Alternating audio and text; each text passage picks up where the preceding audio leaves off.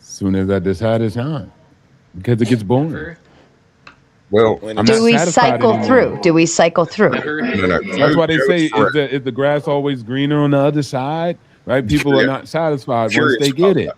They're Mhm. They're curious. curious. They're like, yeah, am I Never, missing out never, here on never, these never, never, streets? never, never, And never, what am I ever missing once in out your here? life, never So, once in your life will chasing personal satisfaction and never, ever, ever will you be happy, will you stay happy. Not a single time I will bet my entire life's earnings on it. unless you become Unless. stoic, Duck. Yeah, you are incorrect. I'm happy Stoicism all the helps time, you. but I Am portray I right, myself Spice as being Spice? the least happy person ever. Unless you become stoic. Look at me. Unless you become should say stoic. fuck you, Joe. But that's just Stoic. my I answer. I heard think Jason becoming stoic somewhere. helps.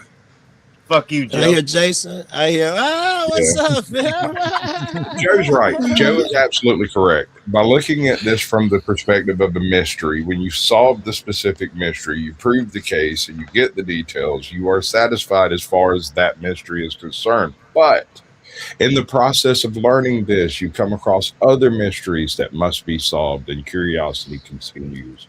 Satisfaction is never truly attained, it is merely supplanted by knowledge. And there's also a state of thought where they say to desire is to suffer, to want is to suffer. So, and I think this is Doug's argument. He said you'll never be satisfied. Well, Therefore, life if is you suffering. always want something, you suffer at all times. Well, I think you just never remain satisfied. Like it's not a permanent condition. It's something you achieve, and then something else comes up, and Well- you're no longer satisfied. And that's stagnation. Stagnation is not good for anyone. Well, that's why I I said can it's good to definitely yeah. stagnate. It's I mean, good to have this. so what good- happens? What happens to standing water? It goes gets sour. It gets It goes gross. foul. And it just it But wait, sours. Sarah, wait, let me make sure I understand. So you're saying if you're satisfied, then you're stagnant? If you're satisfied, but you Yes, stop she's looking saying in that. other directions, I can still reach a level of satisfaction, right? But then I can say, okay, checkbox complete. Now how can I do it better? But Sarah, in your That's the example, balance, I don't I'm think in your example, I think someone like you, someone such as that is finding satisfaction this way. You're never demanding the world give you things. You're never demanding the world forgives you. You're never demanding stuff. You can still go out and pursue things, I would just imagine or assume. But it seems to me like that is like a like that's just how normal people try to live. I feel like you start Bad. off, Bad. I and just then you zone just out when stumble at Doug the end. talks now. It's getting bad. I didn't give a Jonathan. good effort Oh, to sorry. understand you no more, Duck. I feel bad. I got to do better. I mean, you've let me down so many times. I feel like you intentionally. I'm an idiot, but I feel like you intentionally go the I'm wrong sorry. way.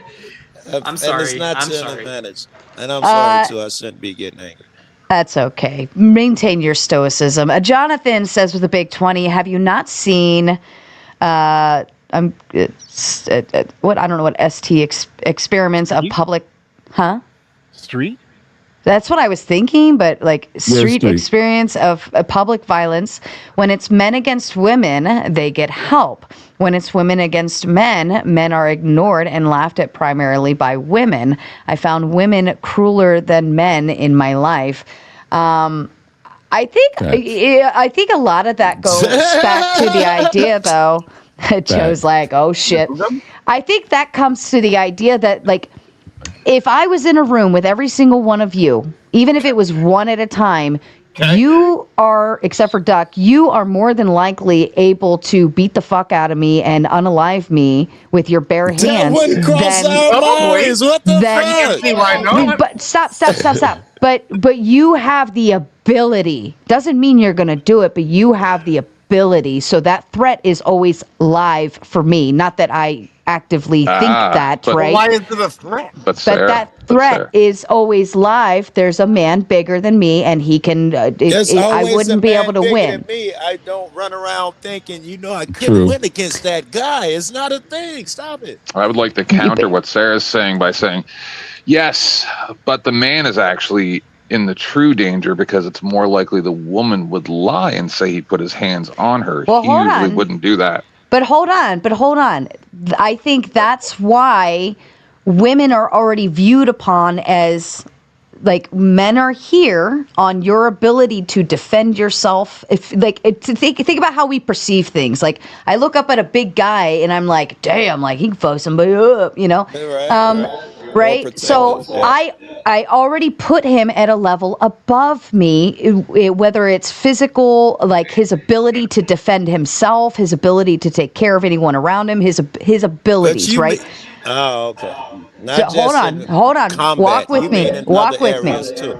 In everything, I automatically perceive you're bigger, you're stronger, you're capable of handling and defending and doing everything for yourself because I look up to you. I literally look up to everyone, right? I think I So so then apply that in the other direction where like we presume men, based on when he says when it's men against women they get help, when it's women against men they are ignored and laughed at, we automatically presume men are capable of defending themselves, whether it's emotional, physical, whatever. We put you in that class because of that Good point. understood statement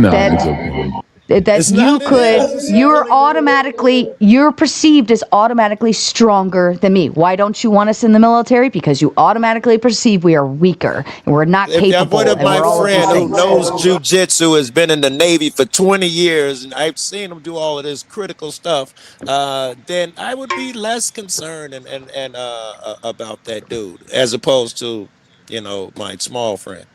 Right. Fair. Well, but And I'll you tell see- you right now, I'm Go fucking ahead. scared Go of ahead, one Jason. girl. You know, if I ever got into a fight with one girl, her name is Mona Kimura.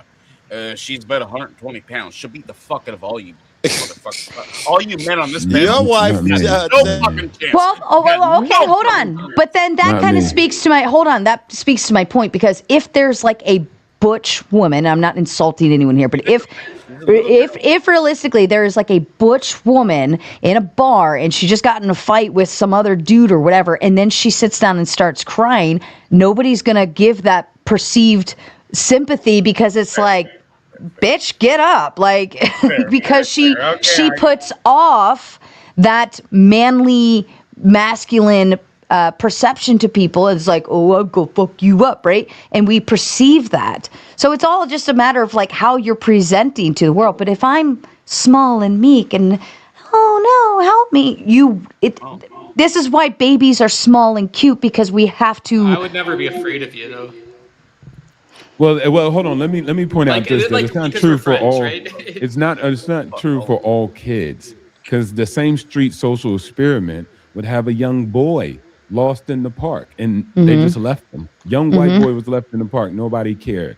Nobody helped him. Soon as it was a young girl, people wanted to help. People figured out. And guess what? They even ran it with cats and dogs. People even decided to help out the cats and dogs before a young boy in the park. So again, there are these nuances. Now, I get what you're saying, Sarah. You're supposed to say that. But net, it doesn't make sense in the grand scheme of things. You're supposed to, give us game. Like, oh, look. I That said this little to you boy last must have time. done If something women wrong. were so threatened, they wouldn't slap men. They wouldn't argue with men in public. It They could also be do from the that perception because that they little do boys are allowed to be more understand autonomous. that most men follow by some condition and they say, under these conditions, you never hit a woman. Most men follow under that. Some don't, that's for sure. But majority of men, it doesn't matter if a woman hits you, push you. Most other men will say, you never put your hands on a woman regardless of what she does. And so at the end of the day, most women know that and they exploit it. That's just human nature. Why not?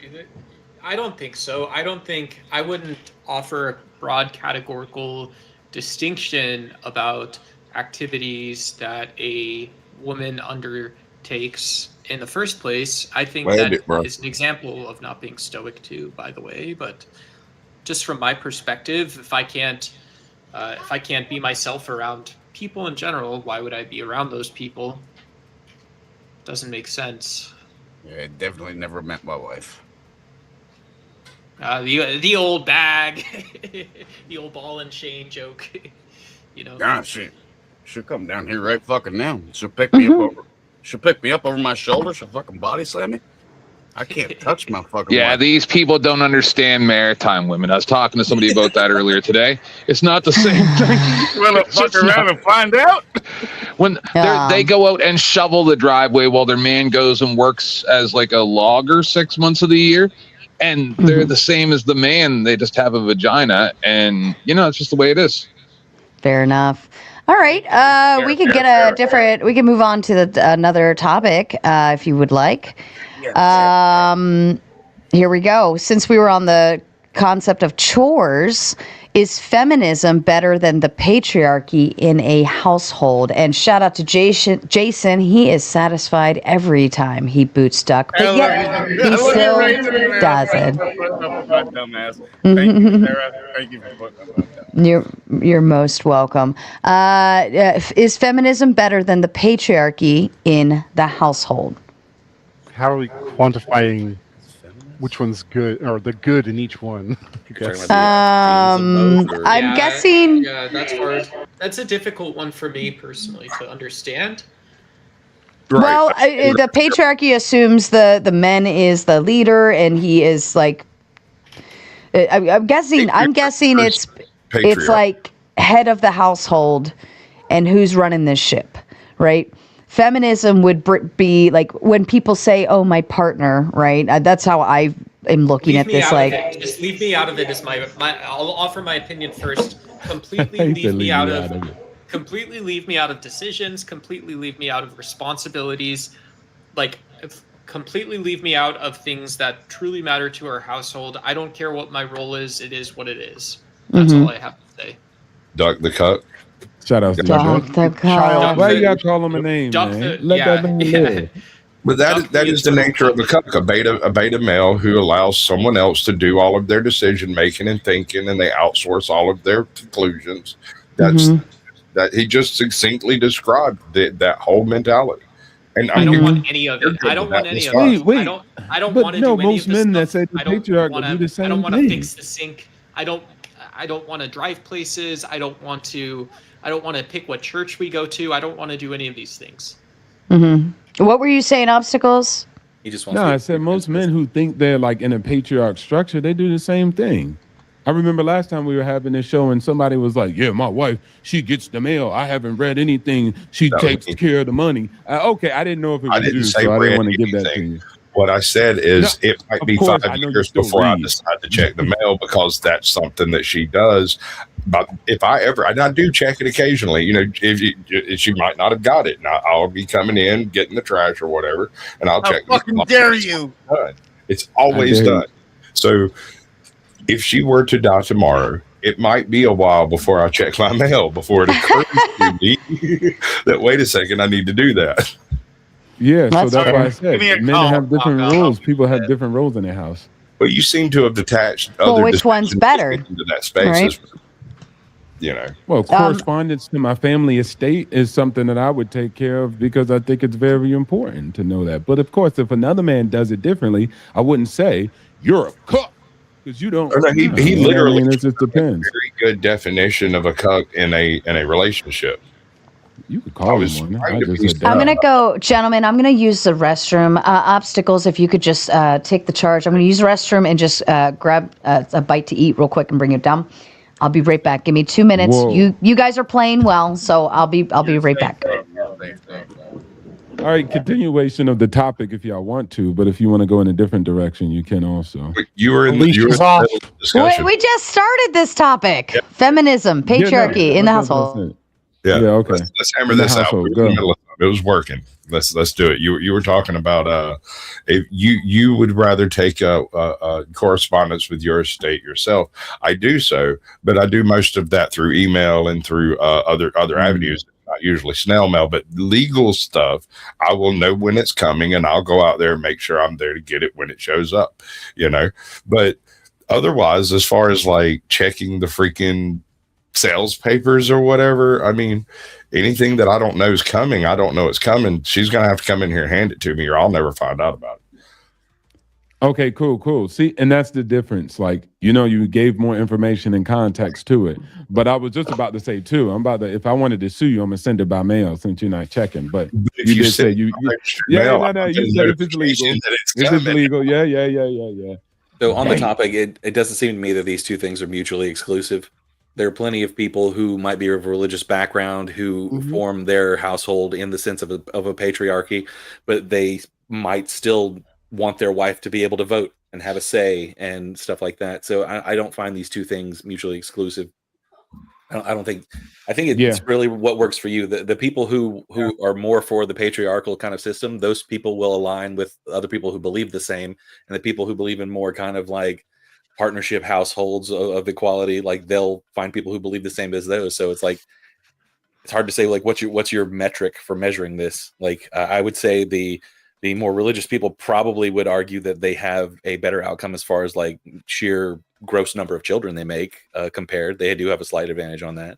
But as far as happiness, I'm not sure what the happiness metric would be. Well, part of being a leader is knowing when to step back and let someone else take charge. And so in a household, it's a valuable skill to know like whose strengths are best for whatever task is in the household, whether it be the man or the woman, right? And yeah, like you're saying, a combination of both, that cooperation and being able to figure that out together, I think is stronger than either one being dominant. To your point. Excellent. A perfect example, me and my wife go out to dinner. Something goes wrong with the order. Somebody needs to talk to a manager. This thing needs to take place. My wife is excellent at getting a manager to come talk to her. She can do that. When the manager shows up, I do the talking, because I talk much more calmly and much more rationally. Getting the manager takes a little bit of verve and some emotion to make that happen. But solving the problem is a logical thing that has nothing to do with the emotion and the offense and all of that, right? So we're a really good team in public, but neither one of us likes doing either side of that or the opposite side of it, Yeah, but that's great. You found something that works. I would just be curious how that is generalizable and where, right? Like you can share that with us, and we know what you mean because we know you, we like you, we love you. Love you too, Doug. Thank you. And so I'm just curious if I'm like a ground dweller, though. Like who knows? I could be a ground dweller. Maybe. Right? Like the trope is I'm a great mathematician, or I'm really good at coding. I'm a very logical planner. I'm great at executing things. And that doesn't mean that I have this rational dominant modality. It doesn't mean I communicate that well. It doesn't mean a lot of stuff like, it seems I really don't know, Doug. I don't really know where you're going. I honestly don't give a shit. I mean, I know I don't like Duck anymore, so I don't translate for him anymore. So I was drinking. I could try to help, man. I drink. I can help. I don't think Duck does, though. At least not much. Oh shit! I was trying to help. I do. I would I'm getting kind of big, guys. No, armpits, but I'm getting kind of big. You arm wrestle? Yeah, you got no fucking chance. You'd probably beat me if we arm wrestled. Yeah, I don't know where I would go to go do that. I don't have anything. Okay. I'm a weak guy. You look like a nice guy, man. You got nice background pictures. Like you got family there. You got weird things hanging from the left field. That's Gramps cool. Right there. I don't know if you know Gramps. He's one of my great. He's my grandpa. Gramps. Oh, was he a veteran? Guy. He did great. Yeah. Oh, yeah. So which one? Which one would you? Great. So let's say which one would you prefer, right? So and maybe that's an individual person. So Duck, you can start off first, right? So which one would it be, right? If you lead the household, or what would it look like? Feminine, masculine, patriarch, matriarch, whatever. Yeah, I mean, so my values, I would be a patriarch in terms of my personal values are philosophy. And I think philosophy is really important. So I wouldn't want to grow up in a household that is devoid of philosophy. And so that's what I would be patriarchal about in the household. That's a If I very had broad to say, if I had to term, pick, though. bro. That's if I had to what's up, pick, man. yeah. Okay, That's- cool. God, what about you, God? Sorry, what? God's aunt. What about you? It's the same question for you. How would you rule it? How would I rule What my would it be? house? I'm married, so my Okay, wife and I there you go. So cooperate. We how's it set delegate up? together like what's going to be done. We would make agreements over like how things get divided up. Like I wouldn't say there's just one head of household. It's just whoever needs to fill the role at the moment. Okay, would you want somebody to label that, or would you label that as a patriarch, or what? I guess you could say it's a patriarch because a lot of the decision making does get deferred to me, but I do want to hear from everybody else before I make decisions as well. Okay, bet. Jason? I have absolutely a lot of important decisions. What was the question? So it was saying if your household, go ahead. If your household was something, what would you call it? A patriarch, matriarch, like duck? What Sasquatch said was the damn. I gotta go, cut guys. I'll see y'all relationship. later. Which one would it be? All right, shout out. Bye, Doug. What would you call it? Man, I'm not gonna decline. I'm not gonna. I can't tell you what you're asking for. What my household is. I can tell you what my household is. I just bought that's this what I'm house. saying. I got a wife and kids upstairs. They're having a fucking hell of a time. They're jamming on the drums because I can hear them fucking thump through the screens, and they're having a great time. Can you repeat the question? You been drinking? Oh, probably. Absolutely. Probably. Yeah, he drunk. Probably. He drunk like a Absolutely. skunk. Absolutely.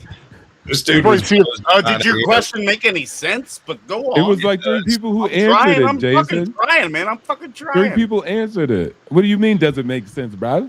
Three Well, people he- answered it. he was taking a shot when you were explaining it. Yeah. Okay.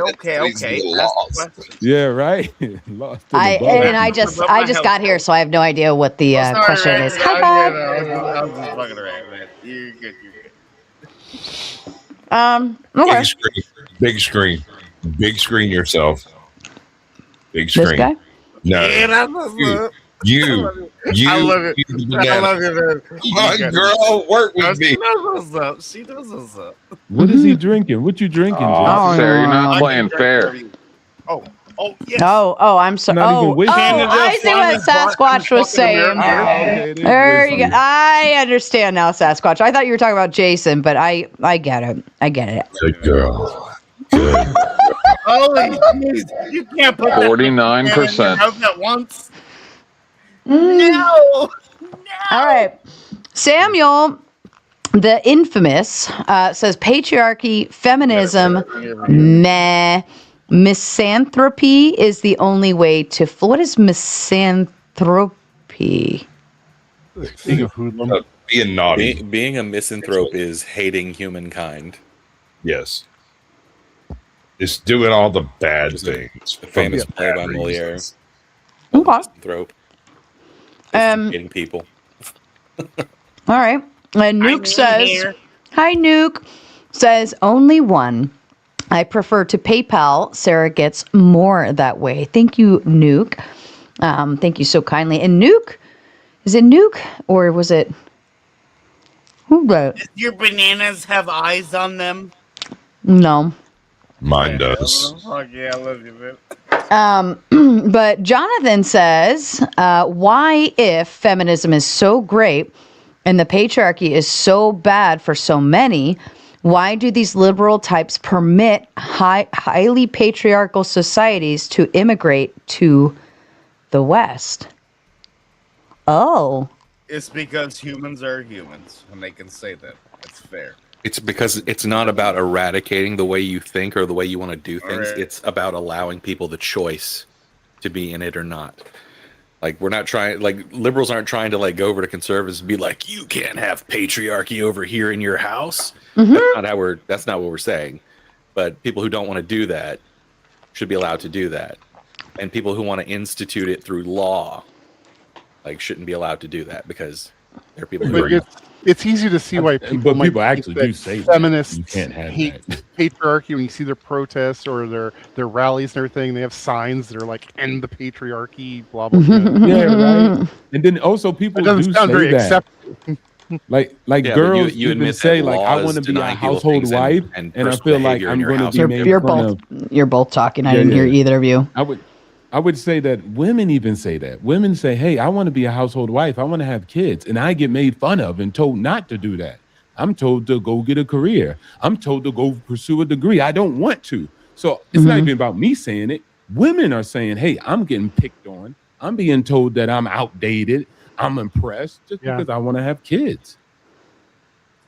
Okay. Well, you could argue on the same point that a lot of women are being told that if they want to be a stay-at-home mom, they're also called gold diggers. They just want to be there for the money and stay at home, right? And that doesn't necessarily mean they're gold diggers. Just means, hey, I want to be home. I want to raise kids. I want to do this, and people will actually label them as a gold digger, just for doing what they want to do, right? But So you know, Luke just did. We're definitionally they're strong shamed for men. that. Okay. Yeah, I could understand that side too. Yeah.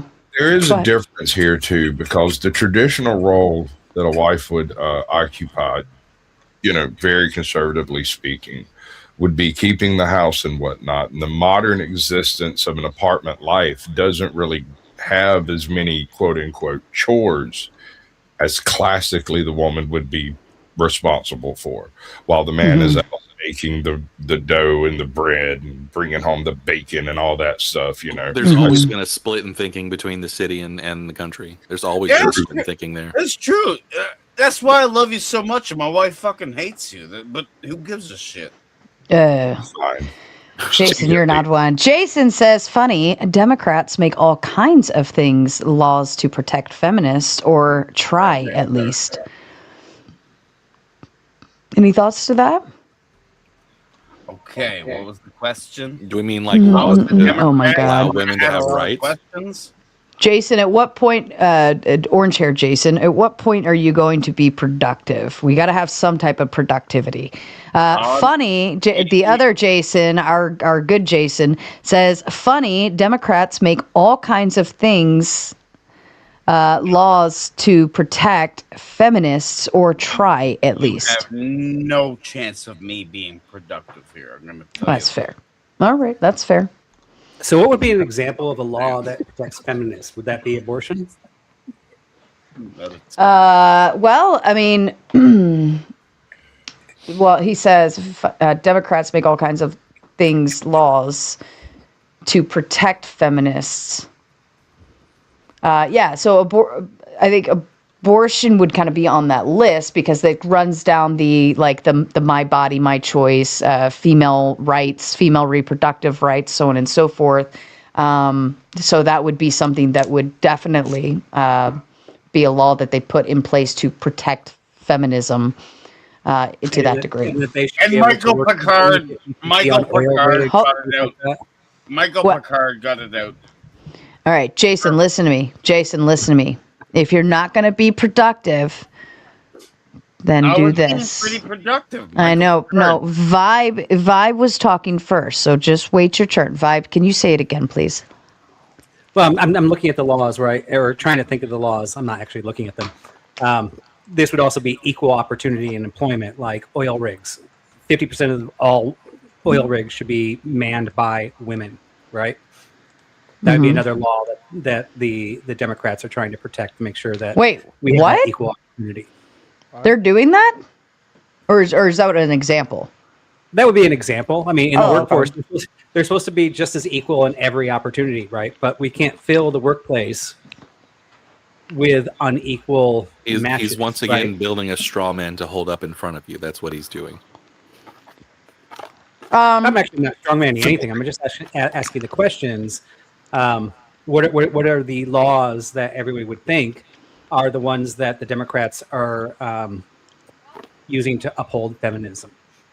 Well, I mean, the whole idea. So Jason did answer his own question. He said abortion, DEI, believe all women even when they lie. Oh, you could turn that into a song.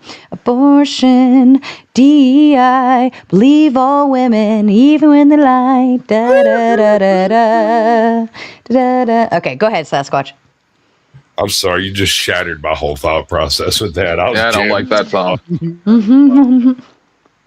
Yeah, and the only place I was going, right, because I mean I am Christian, but I mean my wife and I were equally yoked, and we came into an agreement together. I believe that women should vote. I think that maybe, people can trash me for this, but I think women should have that right, especially if they're not married. I actually think it's a bonus vote for me because I married a woman who believes the things I say, and that gives me 2 votes. But she'll question. She'll be like, "Why should I go this direction?" Or I'm thinking this. How does that go against what we believe? We'll have the discussion, and she'll if she doesn't trust me, she'll vote her own way. I know that, but she usually trusts me, and I think that's a little bit of patriarchy, but it's not based on I'm telling her what to do. I think it's because we both came into the marriage, and before we got married, we found out if our views align, right? And if she has a question on something, we talk about it, right? And if we don't agree, she'll vote her own way. Although all through our marriage, we've always voted the same way. Like I said, that's a bonus vote for me. So I. Or you think you did? You think you what? I love you guys to death, but it is what it is. I'm at that point. I'm watching the. Like, I don't mean to pick on Sarah, right? But Sarah, you're not married right now. Do you want that ability of voting taken away from you? I mean, you're raising a child. I'm sorry. You want to have a decision in that, correct? I'm so fucking sorry. I'm so sorry. I will leave. Have a good night. Sleep it off. And to come back later, and I'll even speed back your nutsack for you, so to keep you. Jason's great for being that entertainment factor. Show respect to this guy. You gotta show respect to this guy. I'm new here. Come on, leave me alone. But so I would say, if we're gonna put voting rights back into the place they belong, it would go to land ownership. So no, I wouldn't be worried if they did it that way, because you can't just repeal and take something away that people already have in place. Now, you could essentially say, hey, we want to ensure you're invested in our country. And you could say, if you own land and you are stocked in, and locked in, then I think that's fair game, because I think over 50% of women own land anyways, or own their own home, which would be land. But what do you mean where it belongs? Like, in terms of if we're going to make voting have a requirement other than just being a U.S. citizen, just being a person that exists here. Yeah, and I'm going to keep it on topic, but I'll go a little off topic here. And some of these debates where we have like this type of debate, like should women vote or not? There's always so many like we're looking at a little micro piece, but as you said, land ownership or intelligence, or like other people talk about these things that make the picture much bigger when it comes to micro decisions in a particular area. I would agree with you. Like, I don't think everybody should vote. I'm not saying women shouldn't vote. I'm saying that I personally don't think everybody is capable of voting. We actually already know it from the polls. We know that most people, when they show up for president, they only know the president they're going to vote for, but they have to vote for 50 other things, propositions they didn't read about. This is why name recognition is really important, because they don't know what they're voting for. And it's a shame. Like, I would even go so far as like saying, let's not even do an IQ test or any of that. It's a shame, but it's pretty shitty to say I should take away your rights because I think something you do is a shame, or the reason doing it is a shame. Correct. Right? Or are you actually... How many? Your vote is a weapon. You can use it however you want. If I wanted to vote every single time specifically to hurt someone, I should be able to. My vote is my weapon in democracy, and I should be able to use it however I see fit. If I don't want to even use it correctly, but I still show up and vote, hey, that's my choice. Like, it's a ridiculous argument you're making. I don't regulate the usage of weapons. So what if? So I actually would encourage you that if you're showing up to vote to go against something, and that's your purpose, I mean, I applaud that. What I'm against is people that are actually skewing your vote because they don't know what they're voting for. So you might be actually voting with a purpose. You just said, hey, if I want to screw you and I don't like what you want to do, I want to do that. But because other people that are voting that don't know what they're doing, they're skewing the validity of your intentional vote. So I'm saying that unintentional votes skew your validity of your argument. Right. So, I look at it in a way of if you have a bunch of people who, like, at what point are you invested? At what point do you have stock in the game? Right. I mean, I think we need to have some. I mean, we can't change anything. Like, there's not. It's never going to change. Land to have quote unquote skin in the game. But I think, well, because like, how do I know? Just as much as a landowner, right? Yeah, I would argue skin in the game too, in that sense that if you don't have skin in the game, but you're educated, you're smart, you're intelligent, and because you don't have skin in the game, you can't vote. Maybe the reason you don't have skin in the game is because you don't have that ability to change things, right? So I would actually say, even if you don't have skin in the game, maybe it's not because you're making bad decisions. Maybe it's not because you don't own land. Maybe it's just because, to me, this is also a ridiculous. You need to have that ability to vote, right? Because people in the city, which are, as of 2010, most of the country, people in the city disproportionately don't own land compared to people in rural areas. Having a condo still gives you a portion of, because they count as upwards too.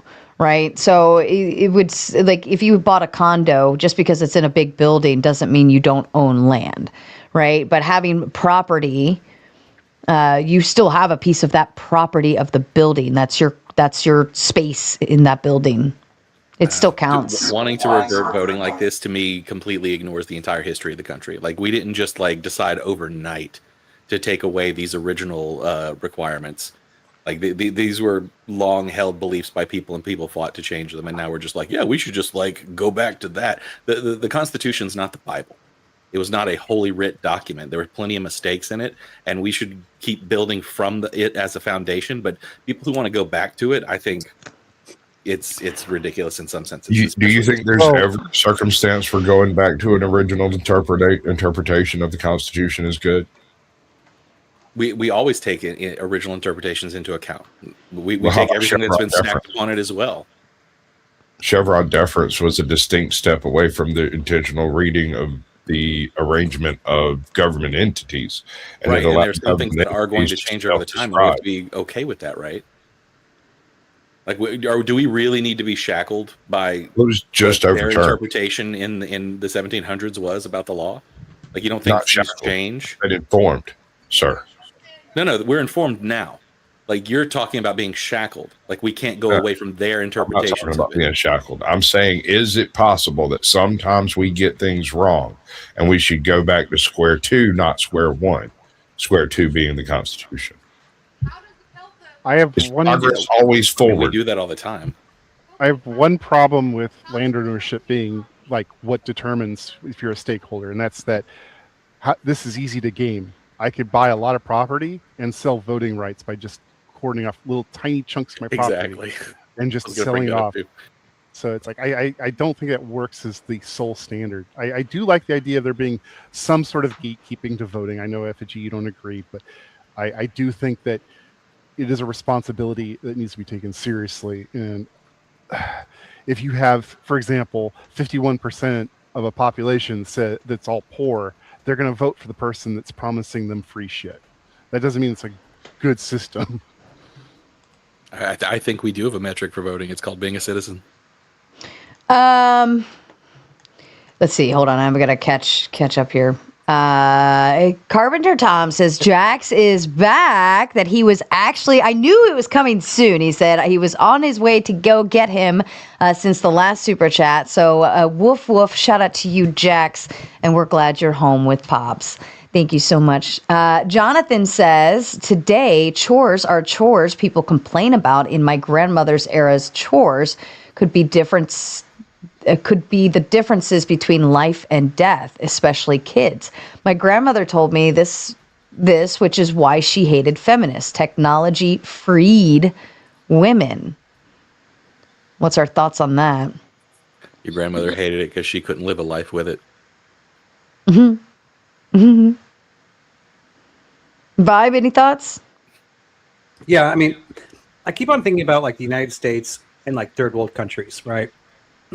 In third world countries, what you find is not just the woman at home and sometimes the woman works in third world countries, but you find the whole family at home. You find the grandparents, you find everybody either living in the same house or living within houses in a nearby range, right? Where everybody can help with parenthood and responsibilities and chores. Now in the United States, I mean, even in the 50s, where we say that was a great era, right? And but we didn't have that dynamic as much as what you still see in third world countries. And you see really happy families and really happy households and happy wives because they're not actually the only caretakers. They have the whole family there to support, left and right, brothers and sisters. And I kind of feel like in the 50s, 60s, 70s with the what was it, the second wave or third wave in the 70s, when that started hitting, we really started just separating from our parents. We started putting them in old folks' homes. We live in different states, travel all over the place, and now it's just a man and a woman. And the man's like, hey, I'm trying to make money, and the woman's like, I want you to make money, but at the same time, it's not enough to live here, so I have to make money, and now we don't have the support. Now we have to be best friends with everything we do, and it's become very hard on our culture because we've lost our family community, not just a husband and wife role, but the whole family community. And I think this all plays pretty big into the mix. Separation of families. I speak to that a lot because we all were taught to go, be free, run away. And so we actually lost a lot of our togetherness in what we do. And like grandma would come help with the kids. Mom would come help with this, and I think that actually made things harder, but I'll let someone else carry it. It's not just some cultural choice though, right? Like you have to think of the impetus for these things. Why are there old folks homes now? It's because the necessity for everyone to work means that there's no one to care for them. Right. So you have to pay someone to do it. Why are your kids going off to college in random places? It's because college has become a necessity for people who want their kids to climb the ladder. All of this is about, making more money, capitalism. That's really what this comes down to, is that we're getting squeezed dry. We don't have time. That's what it comes down to, is the amount of money for your time. We don't have enough time to actually engage in family anymore. I think most people do stay. Like if you look at the statistics, most people don't move far from where they're born. I on a different debate, I've argued that that's why we need so many H-1B visas, is because people don't want to move all across the country, even though they're educated, to get better jobs. People want to stay within a certain range from their parents and from their siblings. Jason says, and he is up here, he says, I think it's crappy you spend my money without putting in your own. Who are you yelling at on that one, Jason?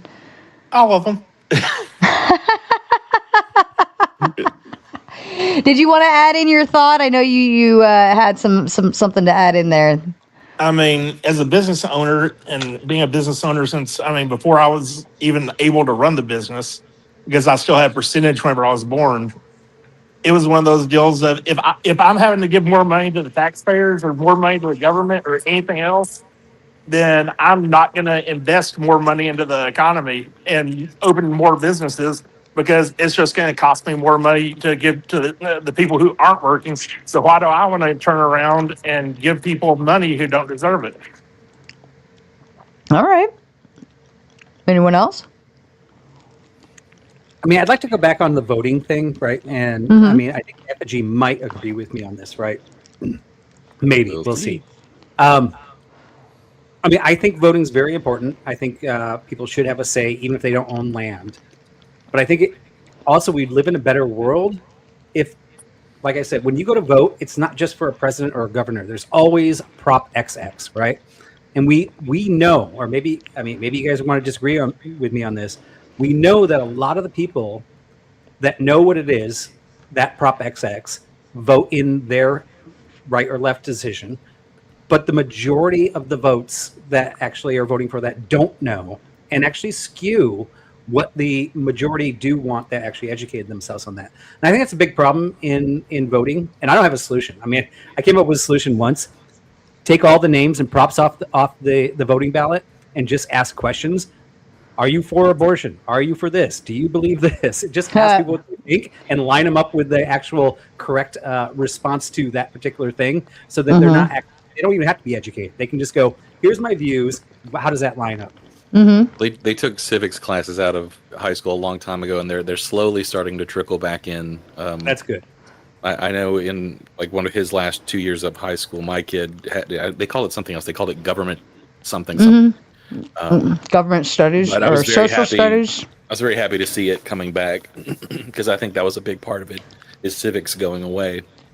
So people don't even know because people have to be educated on their rights. They have to.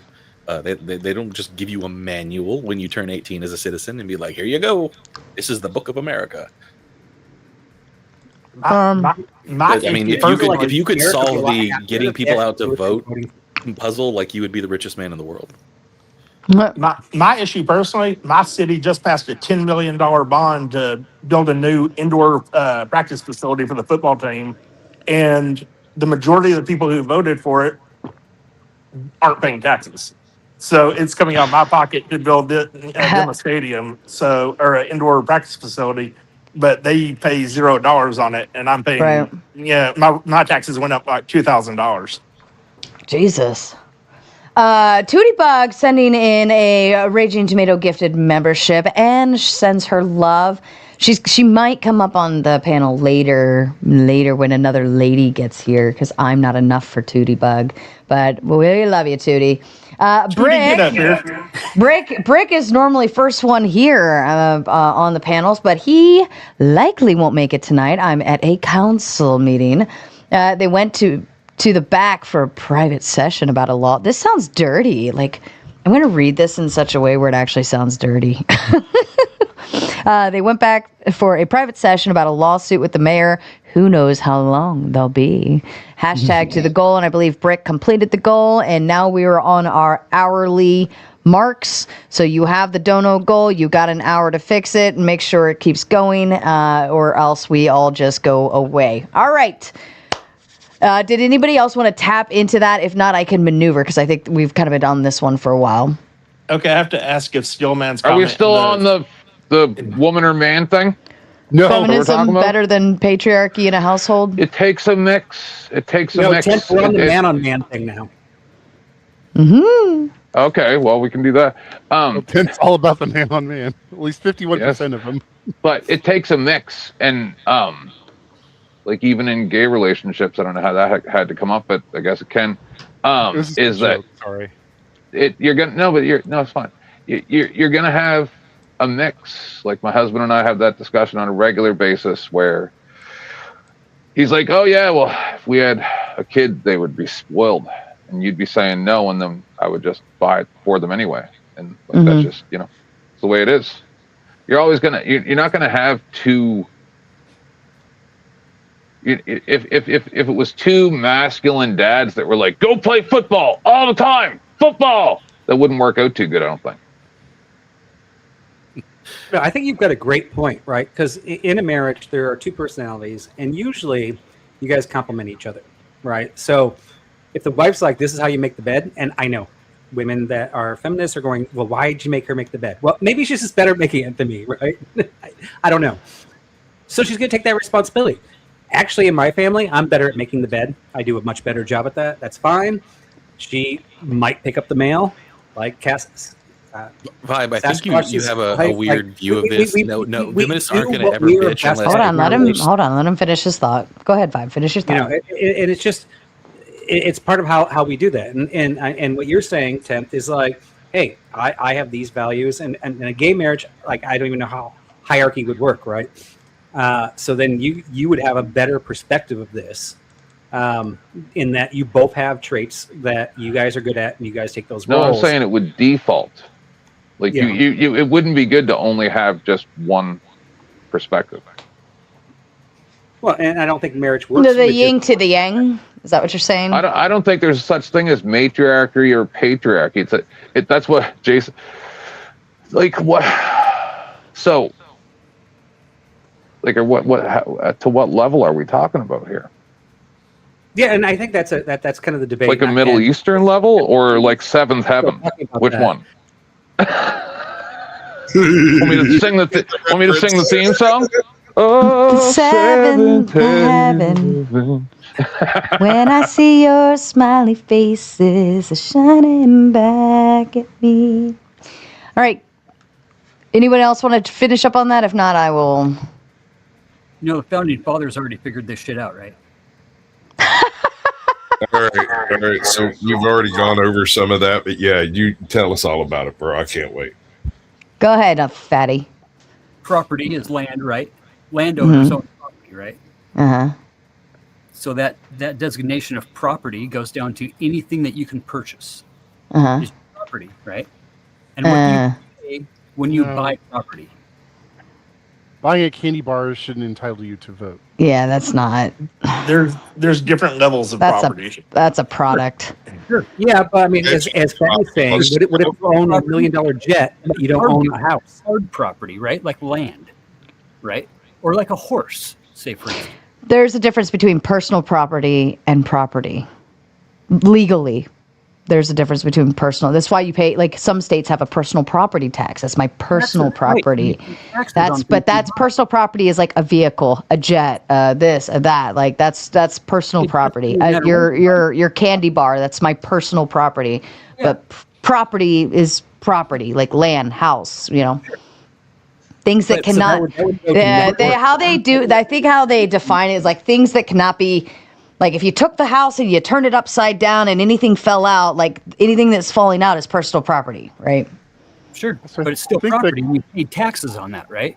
So shouldn't the person who pays a tax have the ability to vote for or against the person who's making that tax upon them? Maybe, but the whole idea of the stakeholders being the ones that get the vote is that they have an interest in developing the country and seeing it grow and get better. I think that's a little too simplistic. I think you could include, say, business owners, people who are creating wealth for the country. You know, you could if you want to rationalize and justify things, right? Well, but isn't that what we're doing? It's all purpose to a debate, just to rationalize and voting at all comes from the one principle. Hold on, landowners, right? Can I take a shot at that myself? If you own a business, you probably own some form of physical property that it's directly attached to, whether it's your home, your space, your warehouse, whatever. I pay personal property taxes on all my business assets. Mm-hmm. All my tools, all my trucks, right? All the computer equipment, all fucking everything. But it's a write-off one way or another, so it's still... Okay. Yeah, but now we're on a very slippery slope, right? If we take it off just land, and by the way, I'm not part of the landowners should vote, but if we were going private property, I can own nothing, and I can buy a Fiat worth $100 because that's in my own name. Does that make me capable of voting? If not, then we have to go, okay, really what this is about. If it's about ownership, it's about net worth. It's like, what is my debt? What are my property ownerships? How does that balance out? And then we have to go, well, if it's just a Fiat, he doesn't hit the net worth threshold. Therefore, now we're actually setting rules for how we vote based on our net worth, which means we can move that line anywhere we want. Right. So that system doesn't really work. Does the homeless guy own the cardboard that he sleeps in? That's why we have to draw the net worth sign, right? He paid taxes on that box. Did he steal the box, or I mean, it goes all the way. He probably didn't pay taxes on that box, and he probably doesn't pay taxes, so he's actually not in the system whatsoever. But if you have that $100 Fiat, he's back in the system. Can you burn a Fiat to nothingness? Whistling Diesel built a fucking. Can you that candy bar? Can that candy bar be thrown in the trash and or throw in a compactor or something and disappear? Land cannot be go away. I own between this point. They want to build a freeway through it, and they can take it away from you. Right. But that land still exists, though, Vibe. Yeah, but it's no longer your land. It's no longer yours, but they have to compensate you, right, to be able to do that. In between, you lose your right to vote. I think there would have to be a waiver for that.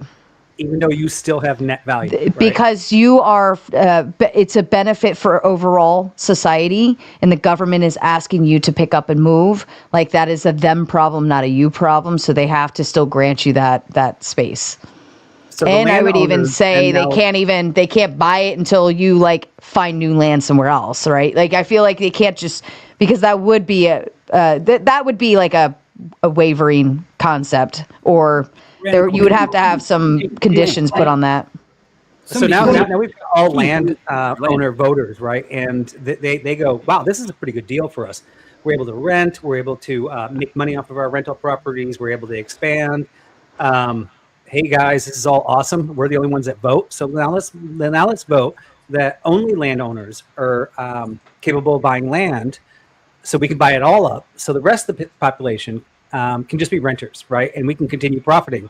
And there is no way for the renters to ever vote out of that system.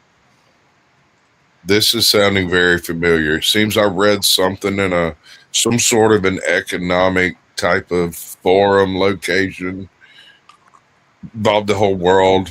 I don't know. Sounds very similar. Yeah, the land ownership voting doesn't work. Yeah, that's why anybody went to property, right? And then the more they expanded on the thoughts of property, the more it just went down to taxes, right? And if you're paying a tax, you should be able to vote for who is imposing that tax upon you, is the whole thing. This is, something that spread from America around the whole fucking world. Yeah, I mean that's the whole concept of where we're at right now. If you're paying taxes, you vote, right? And that's it. Chicks pay a lot more taxes than guys do when it comes down to Well, then hold on, because there's a lot of people who don't actually pay anything into taxes. They are under the mark. Yep. So if you fall below the mark, like if you go to if it starts at zero, right? If you zero out, that means you've already paid your taxes throughout the year, right? But if you go below that line to where you're getting money back, I think that's where you because you are now a clog. You are you are a drain on society, right? And we now have to pick. We should be able to vote things and lose your place in line on that one. Yeah, I mean that's another rationalization too. That's even the poorest of the poor people can panhandle and buy an orange or buy a fucking. They're paying a tax on that food. It's sales tax. I think the tax meaning like income tax, because that's applied all over the country. Not everywhere has sales tax. That's what it comes down to. A tax is a tax. No taxation without representation. But there's only one federal tax. And you're going to get back twice as much paying just sales tax as you do paying other taxes. So I mean, you're getting back 10 times what you paid. No, I agree. I do. But it comes down to the smallest little tax, too. Like a penny. A penny tax is still worth a vote. That's why they say everybody who's on American soil, right, who's born. What if I live off the grid and I make all of my own things and I don't ever have to buy anything ever again? Do you own property? Oh, yes, I do. You didn't buy any batteries for your solar equipment? I don't have to have solar equipment. I live off the land. I'm... Okay. Have you ever met Rocky Shepherd? She's Rocky Shepherd. Even when it comes down to trade, and you get back to the barter systems, you got to trade an animal for an animal. You got to trade something for something. Somebody paid a tax for that one thing somewhere sometime. So it's still a taxable item. It's still taxable property. I found a cave somewhere in the middle of nowhere. But I guess if you do that, what do you want the vote for anyways? Jonathan says, not ownership. You shouldn't be able to vote if you are getting government welfare. You should also never be able to vote if you are a first-generation immigrant. Ooh. Tell me about the immigration. That's a good call out there. First-generation immigrant. Any thoughts? I don't like the idea that we're going to welcome someone in the country and then immediately treat them like a second-class citizen. I understand the thought process, like they may not have the best interest or understanding of our system because they just got here, but I don't think that's a compelling reason to deny them participation in our systems. Like the only way they're going to learn is by participating. I mean, what if they're... He just won me over. I'm with him. What if they only come over here with intentions of do bad thing? And sorry. Go ahead. I was gonna say that may happen, but that's gonna be like individuals. To get any kind of major change in our system, you would need a very large population, or at least a very influential minority. True. Well, that's a different problem. And we're watching it, like the whole Michigan thing. Like we're watching a lot of this actually kind of happen, right? I mean, I think the mere idea that you're coming over here and you are being you are being given the ability to set your children up to live in this society, because that's typically like the idea, right? I want to move there so I can have a better place for my children to be raised. Like you are making the sacrifice. I do think that with immigration, and this is a completely off-topic tangent, there does need to be some sort of standards for assimilating into becoming a U.S. citizen. That there should be sort of milestones that you should show over a course of years of being here. So like, yes, I am trying to actively become a U.S. citizen. I'm not trying to be a Somali living in the United States and wearing the skin suit of a citizen. Like, actually trying to be a U.S. citizen, and it doesn't have to be like they agree with the current administration or anything like that. Bill. Sorry, go ahead. Would have been pretty badass if we could have passed that immigration bill. I don't know which one you're talking about. There's been several. The one here, like 2.5 years ago, that Trump killed right before the election. You know.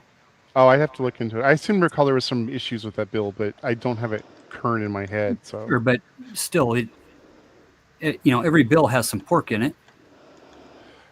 That shit gets put in the wash, right? Yeah, but as I recall, like it was really a backdoor to open up immigration even wider than it already was. By, if I recall, like it delegated some of the judicial responsibilities to the CBP themselves, so they could just determine on the spot whether to accept someone in the country. Like I said, it's been a few years, so I don't remember the exact specifics. I just remember like it was a little bit of good sounding stuff tied to a whole bunch of bad ideas. And the perfect example, back in the 80s, Reagan gave amnesty to every illegal in the country. And at that time, California was a red state. Now it's a blue state because all the people who he gave amnesty to voted to make it easier for more immigrants or illegal immigrants to get into the country. Good talking point, bro. Well, Patty, it's a fact. So it's a good fucking talking point. That's a fact for sure. Great talking point. What about the government welfare? Do you think people who are on welfare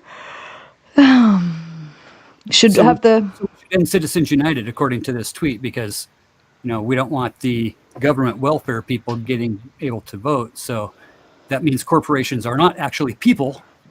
And wouldn't that be incentive to get off of welfare?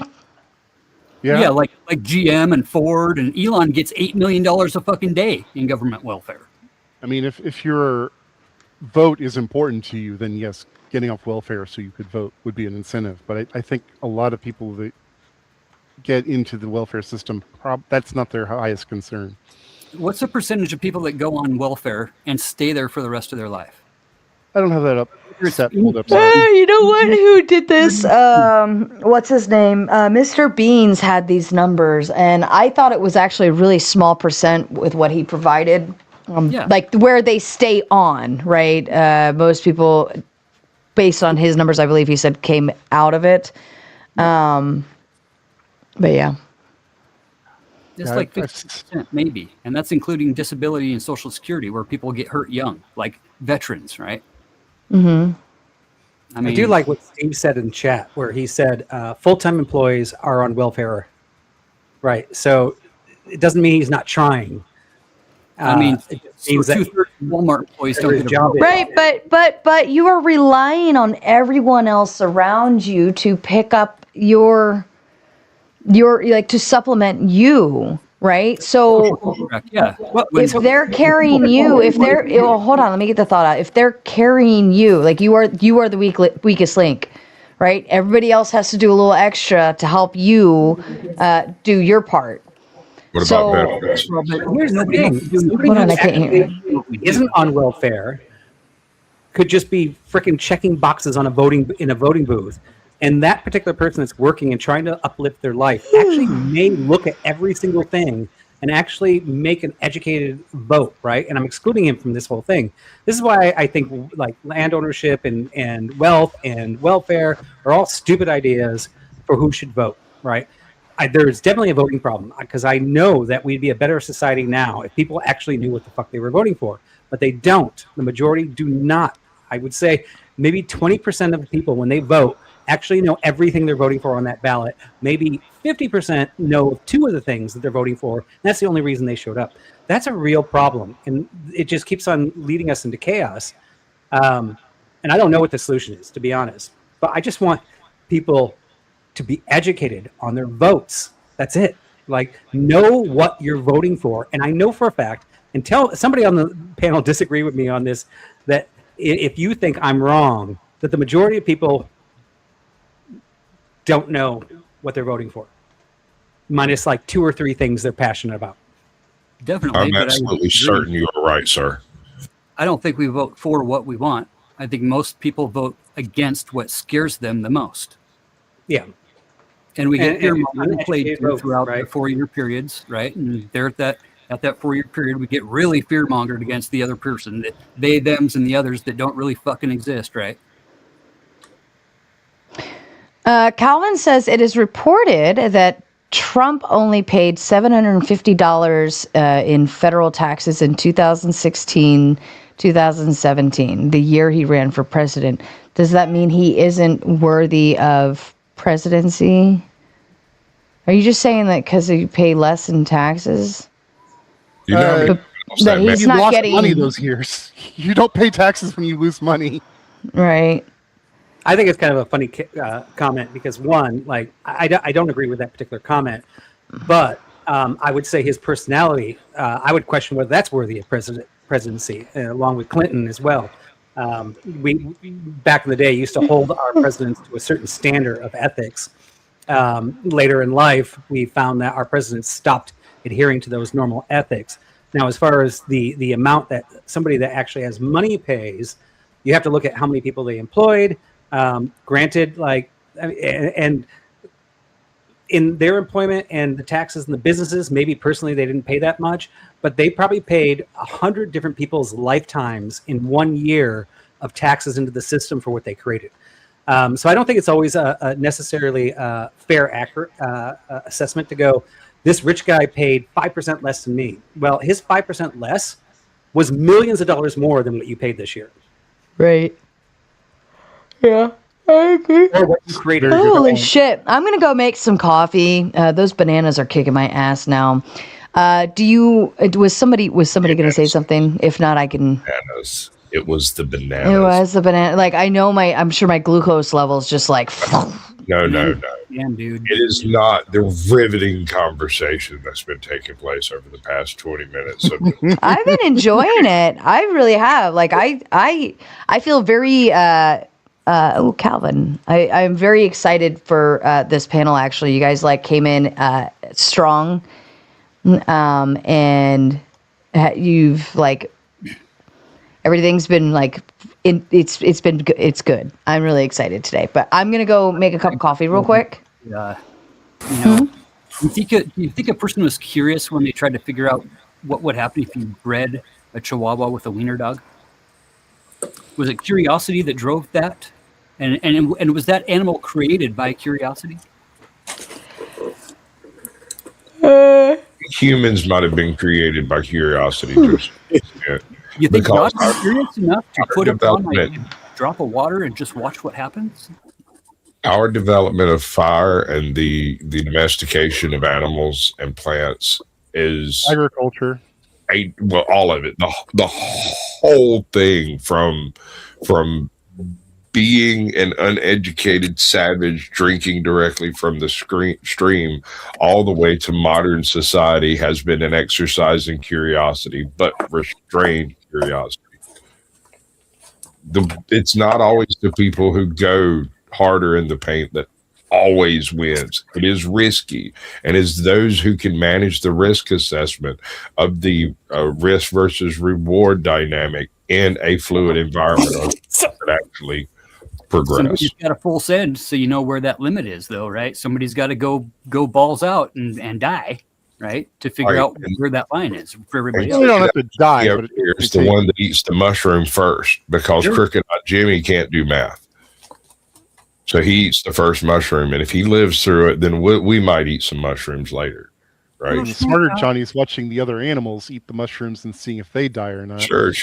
If they eat the mushrooms, but all we got are these mushrooms, and we're starving. And Crocodile Jimmy, he's less valuable to the tribe, and he doesn't get a vote because he's already got a crocodile. Well, we picked him up from the tribe we raided, so he's not even really a member of our tribe. He's not even really one of us, right? So crocodile, dude, stop it. I mean, if we look at it this way, we got Adam and Eve, who were perfect beings, right? They were the perfect beings. And then their blood became tainted by the fallen angels, right? So we had to have the flood, right? And we had the flood, and Noah and his family were the only ones that survived, right? With some animals, right? So all humanity right now is based off of a man and a wife and 2 daughters and 2 sons. And we can look at humanity and say that there's been no evolution since then, right? That God didn't maybe actually create evolution. Adapt and overcome is kind of the whole thing. Kind of already jumped to the end of the conversation before you started the beginning of it by making the assumption that the flood took place and Noah was the source of all male energy from that point forward. Then you've kind of reached the end of your argument before you started an argument. You see what I'm saying? It's the argument, not necessarily mine. Evolution. Trying to quantify evolution within the space of God is difficult because evolution implies there's not a direct creator driving the design. I gotta stop you right there. Evolution does not care how life got here. Evolution describes how life adapts and changes over time. It is actually completely compatible with there being a God that created life. That does not disrupt. I wasn't discussing creation. I was discussing controlled design. Right? Evolution assumes that God doesn't have his finger on the fucking scale, is all I'm saying. Oh, to a point, it's true, but you could argue that God created the natural systems that drive evolution, right? Like maybe I get all of God that. works in mysterious ways, so it's like it's not a direct putting his hands on things, but rather setting things up so that there's a high probability. If there's an omniscient being who is infallible and created everything, he's got his hand on the system.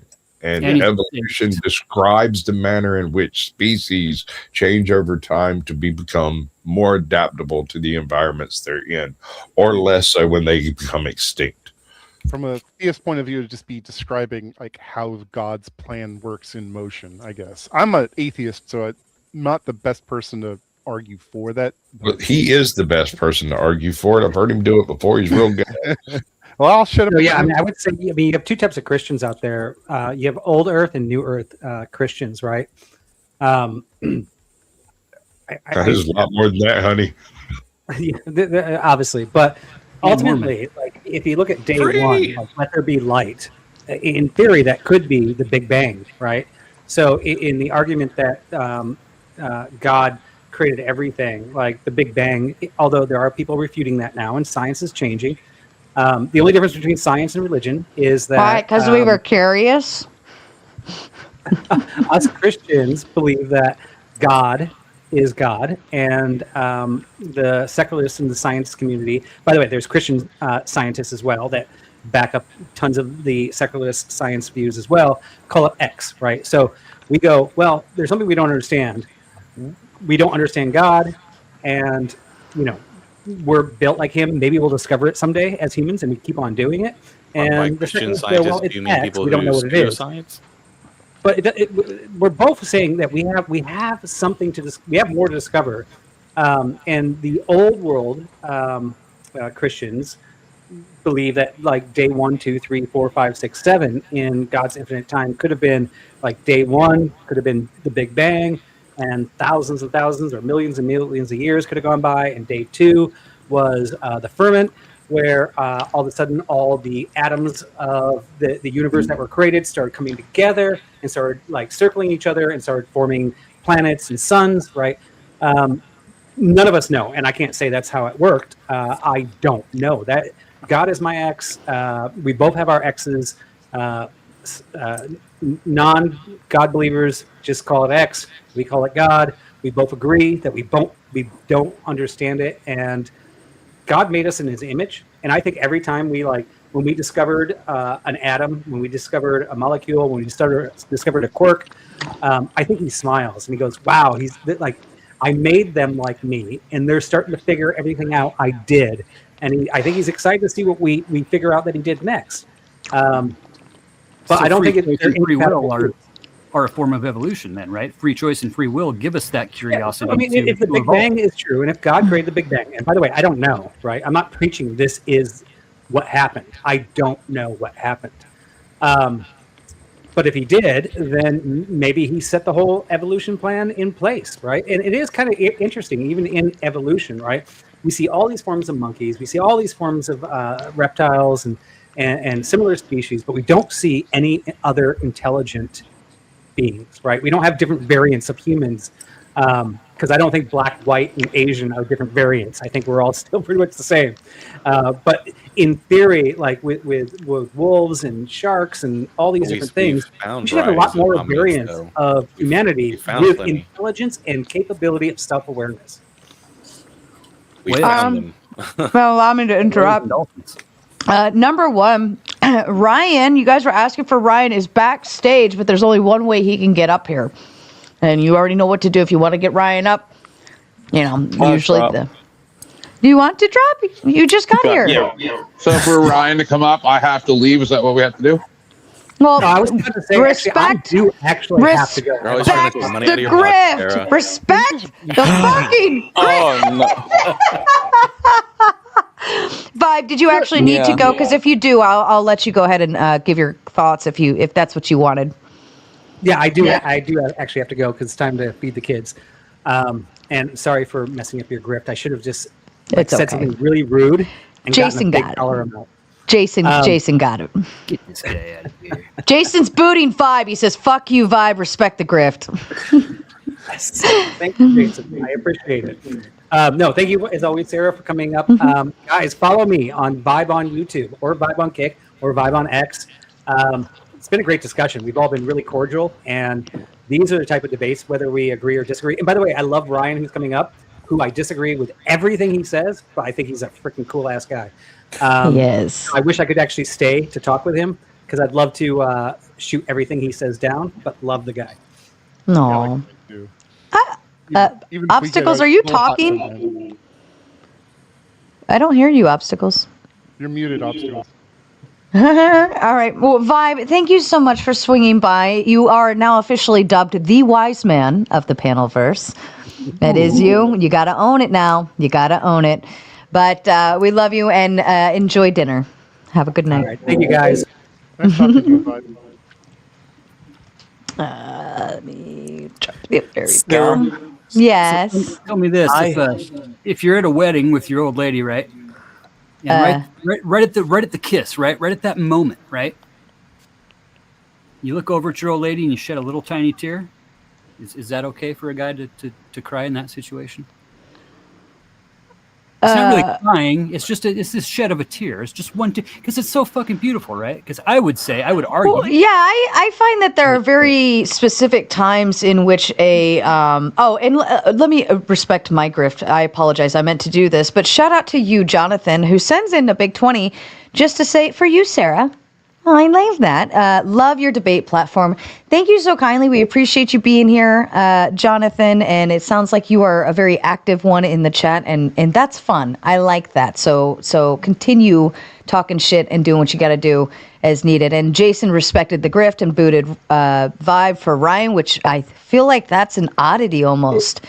Boot, Vibe, bring on Ryan, if you think about it. And Joe Cool says, respect the grift, bro. Now, he is backstage. If somebody else wants to throw in another 5 and pick someone to boot, we can switch and get Joe Cool back up here. Wait a second. Joe Cool donates? When did this start happening?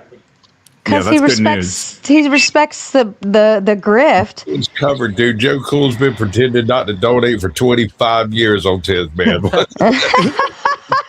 Spend all my money I on don't know Facebook who and- just dropped. Oh, it was obstacles. Damn it, obstacles! I thought somebody like dropped. All right. Well, now obstacles is stuck back there. Respect the grift. Do what you got to do. We traded one black man for the. Oh, who just dropped now? Who dropped now? Was that Jason? Did Jason step away? All right. Jason ran. He couldn't handle the smoke. I get it. It's so fast, I can't keep up. Jonathan follows up to say, and this will be our new topic shift because I was going to go ahead and reach into the bag. It says, "Dear panel, question. I am Jewish." Oh, before I keep reading further, I want to make sure Yeah, check that. for protection. Okay. Question. What's the question? We have security guards everywhere in my community for protection only against terrorism. I feel. What's the question, Jonathan? Talking about the there's no question. I think he's talking about the Bondi shooting in Australia. I think the implication is that the question is, am I justified to fear? And I mean, well, anti-Semitic violence does seem to be on the rise. It has been for a while, and I mean, odds are you personally won't be the victim of it, but it is a real thing to be concerned about, like no doubt, especially with the normalization of people like Nick Fuentes. It is obviously scary, and I mean, even an amount of anti-Semitism like from the left, although it's conflated a lot. There are people who wear the progressive badge and talk about what's going on in Palestine, which I do believe is a genocide. And people conflating acknowledging that fact with Jewishness. There are a lot of people doing this stuff. So yeah, I think it's reasonable to be concerned. Okay. All right. Do you guys want to carry on with that these piece? security guards? That's what I'd say Who there's are the 4 security states guards? there. That's what I'm curious about. Well, hell yeah. And do they That's have what I'd paintball? be wondering. Is it right? Exactly. I double dog dare you to keep talking about this. Fear's a tool, right? So, like any other tool, you have to hone and sharpen it and learn how to use it properly. Like, if you just let your fear overrun your good sense, you're going to have issues and problems and wind up in some bad places. But if you listen to it and examine it, it can tell you, like, what your inner brain or your subconscious is trying to warn you about. What there's some sort of danger that is out Like there. a spidey sense or something. Something Yeah, like that. The It's an, spidey sense warning you it's an about intuition danger, for yeah. sure. Yeah. Like fear, but like we were talking about stoicism earlier, it's like any other emotion. You have to regulate it and stay in control of it for it to be a useful tool, and not something that just runs roughshod through your life. Hold up. Can I just point something out? Ryan, why is your hair not all 100%, fluffy right. and up? Because I need to pick up some more of the Axe Moose stuff, and I don't have any right now. So You actually look significantly younger Any with man it on like panel this. noticed that. No, probably not. But you look great, Ryan. I think No. it makes you look Panel noticed younger. that. Appreciate It's the You're postmodern gay. contemporary background. Would you?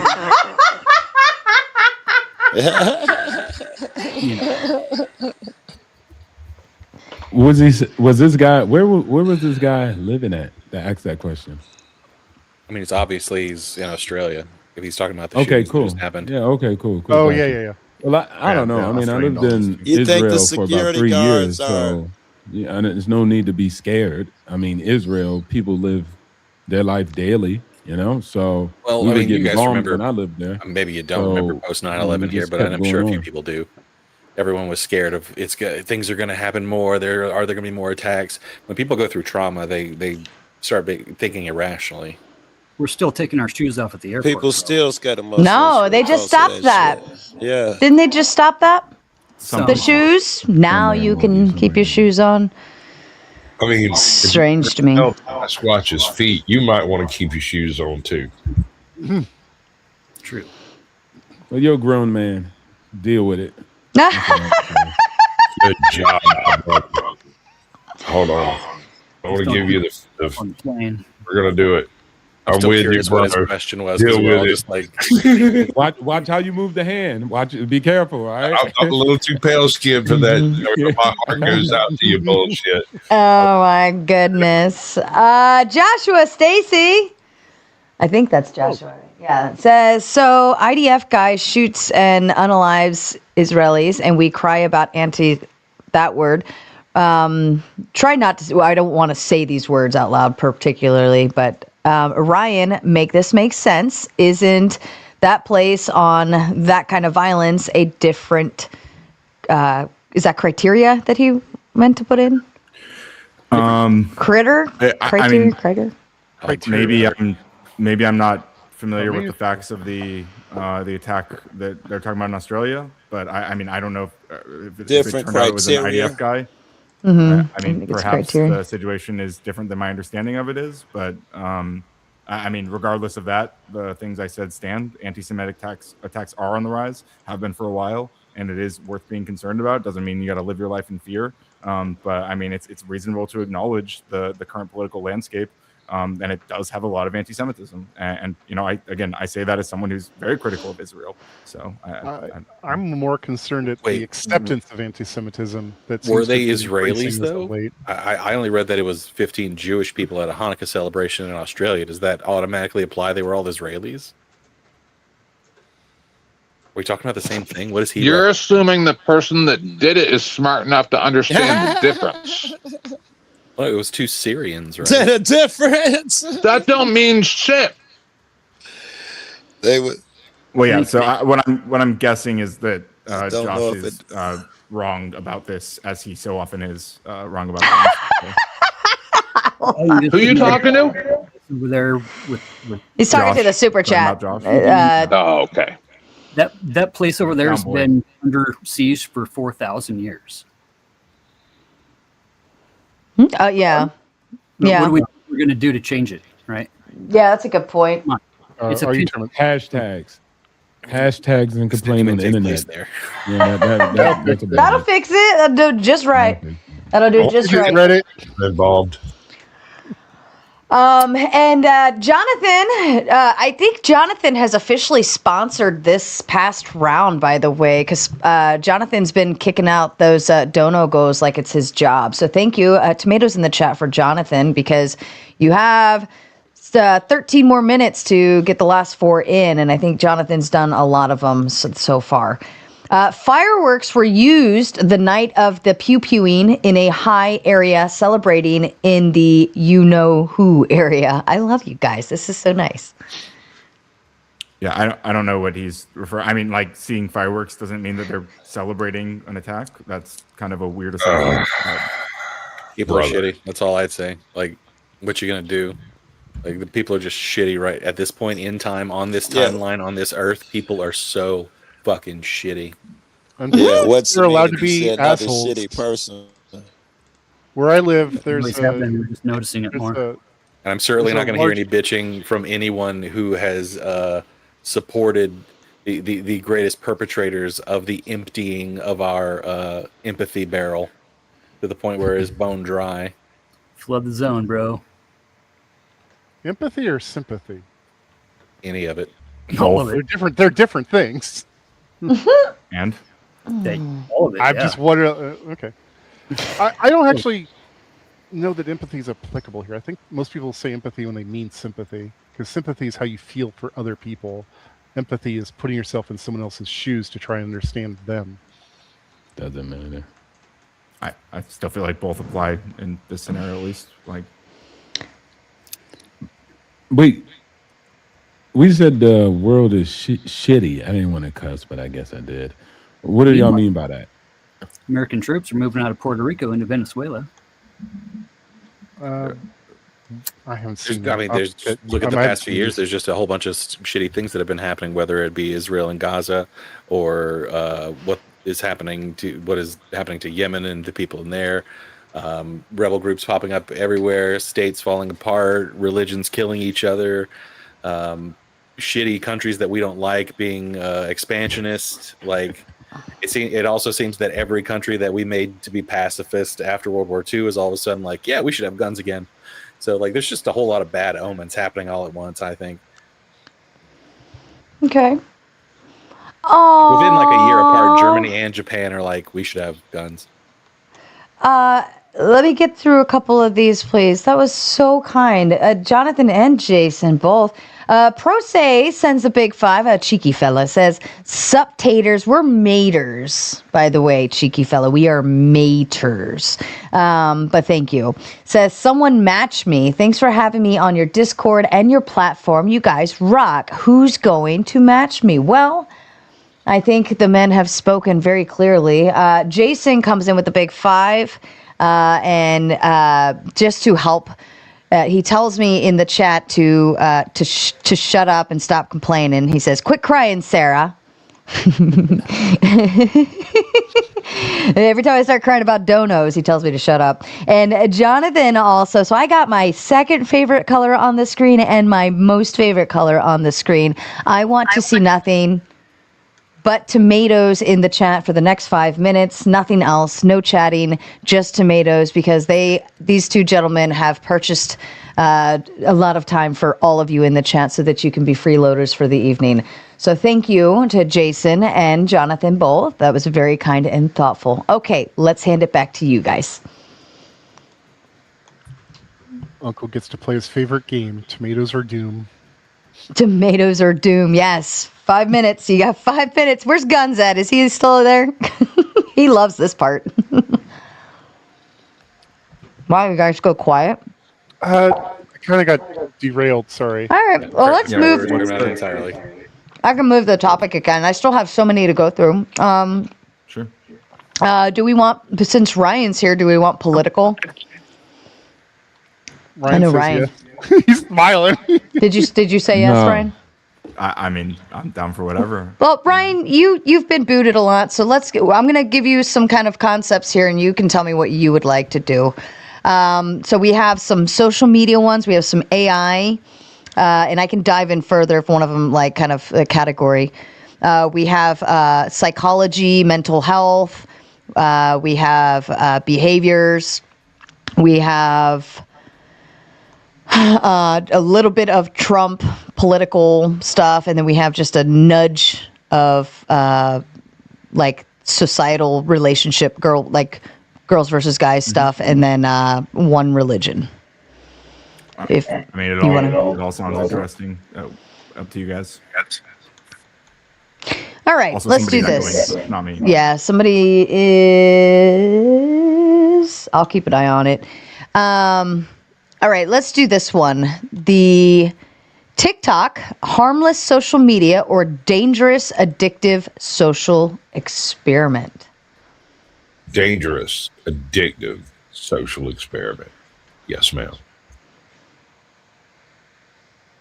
Anyone else? There's I'm definitely. not a fan of TikTok. I think. It definitely. Oh, go ahead, Ryan. No, please. No, go ahead. It definitely can be dangerous. I mean, all social media can be dangerous. Depends on what kind of rabbit holes you fall into.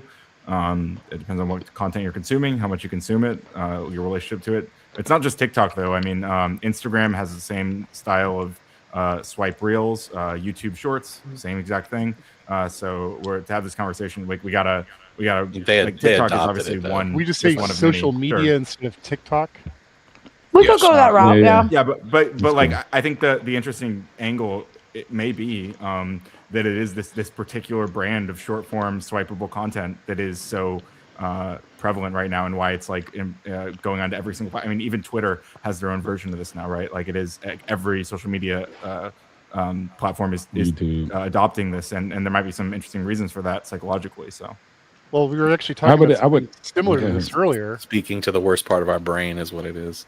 Yeah, like where people can get hit with something like so suddenly and so quickly, they can't have a rational response to it. It just becomes Like an emotional dopamine. response. And I think that's where these shorts and stuff pick up and exploit, is that they kind of throw this information right out there so quickly and so in such a short form. We don't really have a time to process it, so we just react to it.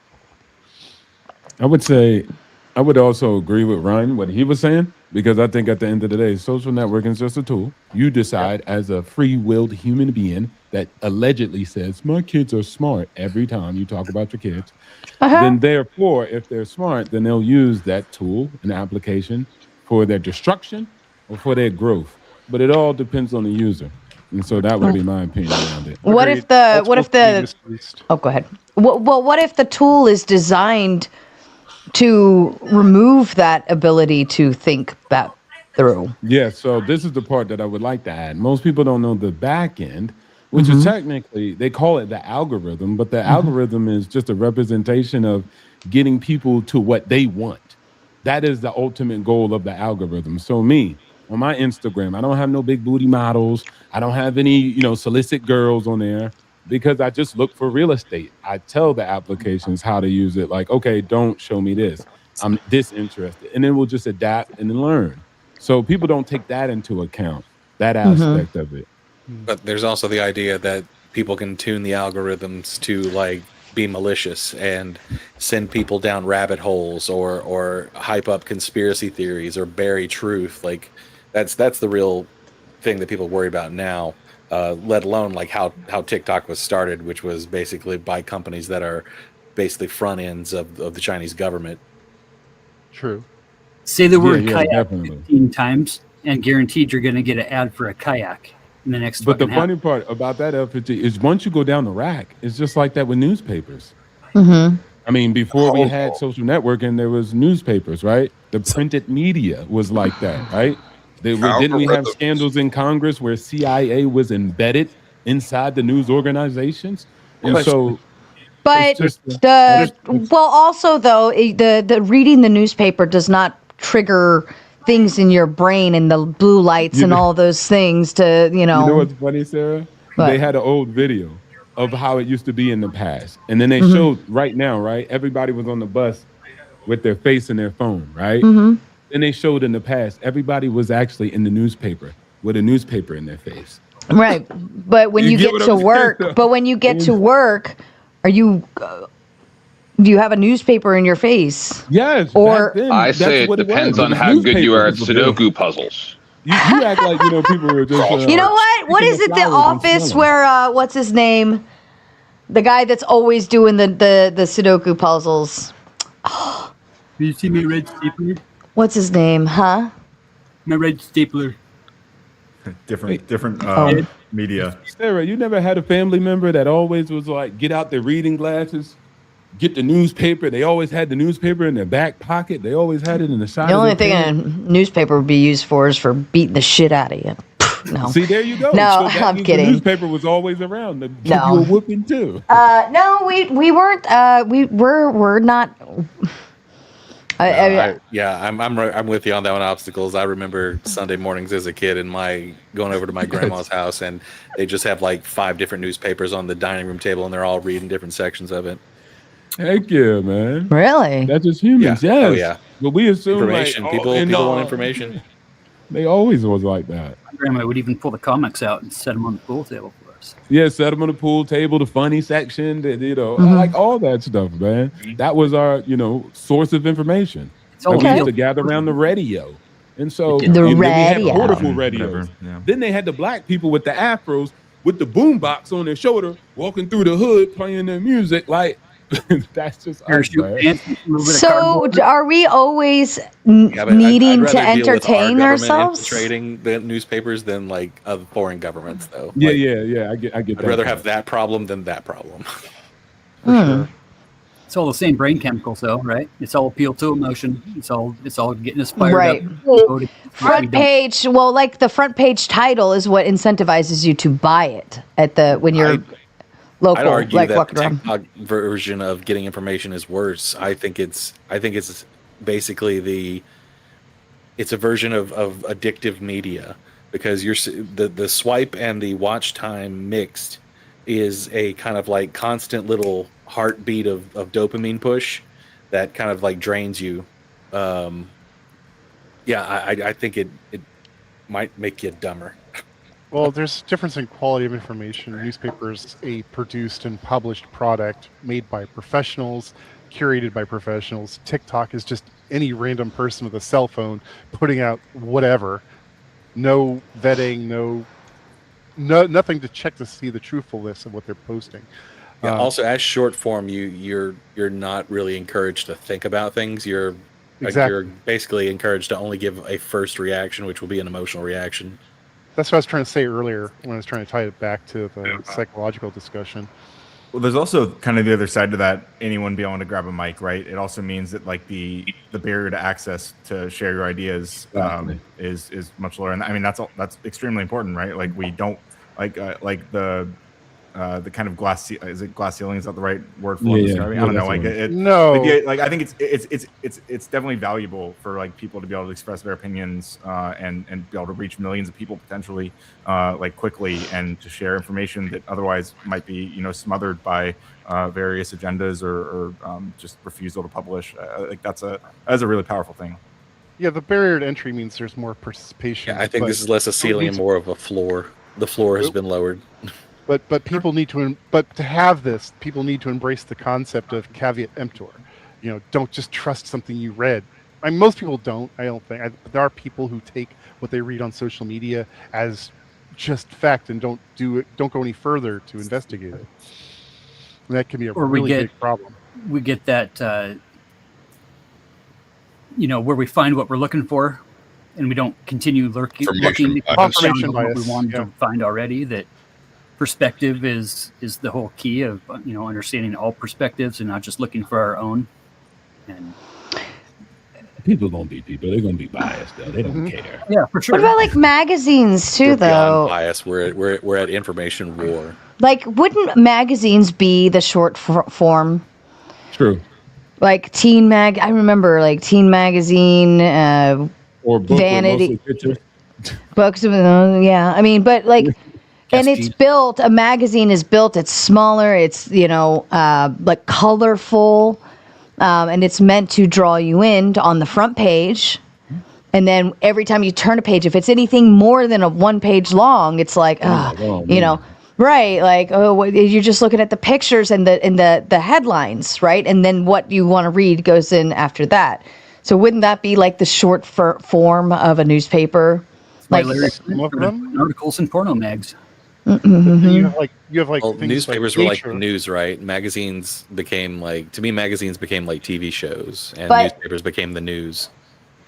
But even more so, that is like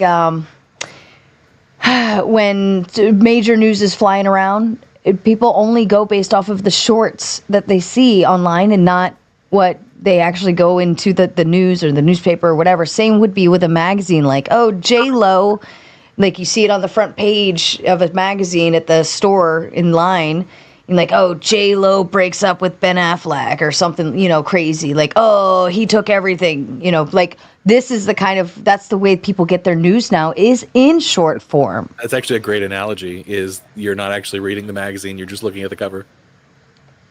Yeah, but Great Sarah, analogy. that's as humans, right? Like you do shorts to try to get people to watch the actual long format. And so it could also be a funnel for some people. Some people decide to go down it. Some people say, nah, I just want short gossips. And that's just who they are. They're never going to sit back and read a 350-page book because that's just not what they do. But I want to also agree with what Ryan was saying. Like, as much as we look at it like, man, okay, Sarah, do you have a degree in journalism? No, not German. But you're able to run your own media company. So this is the upside about having more people have access, is democratizing the access to information. And along with that, you have to accept that there's going to be, like, Ant said, there's going to be BS too. There's going to be anybody with a phone that could come in here and say some stuff. And so those are just, you got to take both of them, the yin and the yang. But The Inquirer was right more. The Inquirer is right more often than they were wrong. I would agree that I would definitely be agreeable to say that short form can have its advantages and long form can too, and one can lead to the other can lead to, usually, you want to start with a short, then move to like a 10-minute, and then move them into long form. But that's where I ask the question, is our society built for long form anymore? Are we even built? Like, that's why TikTok did so well. That's why the reels are coming out strong. That's why, because they're not built for long form anymore. Well, I think that, long form is still winning. So if you look at, the most streamed thing is YouTube, known for long format. It's not TikTok. It's one of the lowest ends. Instagram Reels is up there pretty high. but Mhm. still they don't outcompete long format, which is YouTube and any of your Netflix. Like everybody watches usually some long format media. So Mhm. sometimes we just kind of get like shorts, and then that becomes the tagline because the media wants you to click on it. What's the biggest problem ailing Americans? And so Mhm. I think it's just over exaggeration of that. But when you look at the data, most people are still in long formatted things. Okay. How many uneducated people actually think about that system while they're in it and playing with it? The addict never sees the addiction, right? Say that again. I'm sorry. The addict never sees the addiction when they're in the addiction. So, like with social media, when we're doom scrolling, we're just Yes. looking for something to give us that. Dopamine. You know, how many people actually sit and pull themselves back from that and say, "Oh, well, fuck, I'm in a cycle here." When your thumb starts to hurt. Yeah. Been there years ago. MySpace days. All right. Anyone else have a thought to that? If not, we can move on. I hate TikTok. I've spent a lot of time on TikTok. I have a TikTok. It is actually quite shocking how people who don't know anything can just become like a big, huge star. After that fateful day in October, not too long ago, I watched this guy. He, like, the things I've seen. So it would have never flew on YouTube. I don't know why. I don't think it's the censorship. I think it's just sometimes freedom can be dangerous. Ominous. Fucking A. And I'm gonna spice it up a little bit and say that Ooh, freedom spicy. is basically, I'm gonna spice it up because it's getting kind of like bland. Freedom represents Trump, right? Because he's the best guy we know. Right? See, look, Ryan started twitching. I knew it was gonna happen. Well, I mean, I think there is something to that. I've described Trump historically in some ways as like kind of the ultimate neoliberal, and I do think there's something to that. You know, when we have freedom to let presidents do so much, you get one narcissist in office, and suddenly he's taking advantage of the edges of all of our constitutional order and things that we historically rely on there being good faith that people won't do, and suddenly we have to deal with this guy who is only interested in benefiting himself, and he's doing all those things. So I mean, sure. I have a secret to share with you, Ryan. The grenade. All politicians are narcissists. Nah, you don't say. There might But be something to it's a that. true narcissist to really be a narcissist. It takes a whole I am team. not a politician. So I didn't say that all narcissists are politicians, just that all politicians are narcissists. They got narcissistic traits. But everybody. It's not a hard and fast rule. He's a malignant narcissist. Sociopathic. There goes okay. that psychology. There goes that psychology. Yeah, we're just going to complete the circle all night. I love it. In Australia, says Jonathan, as of today, 16 and under are now banned from social media, but can still access adult sites. Make it make sense! Well, I think it does make sense, right? Because what it means is the social media sites are now requiring, like you can't sign up for a social media site without showing ID. But a lot of adult websites, like porn websites, you don't need to make an account, right, to view content. So I mean, it kind of does make sense. The largest thing searched I on think- the internet is adult content. The internet is mostly used by all groups of people from adult content. All industry ever has been driven by porn. Even the American holidays. Sex sells. An excuse to boost the cosplay. But I mean, what's the gripe though? Is that the government is not stopping that? Like, yeah, I guess that's his gripe. Yeah, because they're 16. There's 23 states that can't even access, adult sites on the internet in America nowadays too. Well, but it don't work in countries that do, ban really it. They just use VPNs. Yeah. But go ahead, Ryan. They can. Realistically, what's happened is like Pornhub, for example, has stopped giving access to people in those states. because they don't want to force their users to show like connect their identification with their Pornhub accounts and stuff like that. So that's there was a politician. Like there are sites that don't have those requirements, and I mean, if you Google big boob, you'll get 15 million results, right? But there was a politician that was talking to a school-age girl, and she said it's dumb because we're going to find another way, and he goes, "We'll just find other ways to get you." Yeah, that's my point though. Like these guys keep like they ban like Pornhub and something else, and it's like, well, that's 3 sites out of 3 billion. You know, like but you haven't stopped anything, like not at all. The other part of that position too is they don't want to be responsible for people's personal information. Like the data breaches happen all the time. It winds up with massive lawsuits against those companies. They don't want to have like a ploy to shut down the internet to lock it down and make everyone like log in with an official government ID into the internet. On the government side for sure, but I'm talking about on like the Pornhub side, why they don't want to collect people's IDs and verify ages is because now they've got to hold on to all of this personal information. Well, yeah, but you lose. You're going to lose a very large part of your audience, though. It's funny too because in Australia, the prostitution is legal. So at the same time, where somebody would think if you want to ban corn, right, you probably wouldn't legalize prostitution. So this is a different situation, obviously, right? So that's interesting too.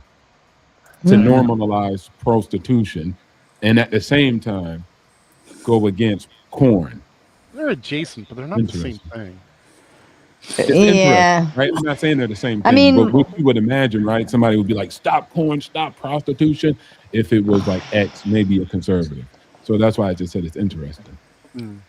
Well, I mean, that's the weight of it, right? Like when you're talking about governments and what they make illegal, one of the things is that as soon as you make something illegal by the government, you're creating a black market for it. So that's usually the entire kind of weight of keeping things illegal or legal or not, right? Like with the illicit substance and stuff like that. It's how much of a black market are you creating just by keeping it illegal?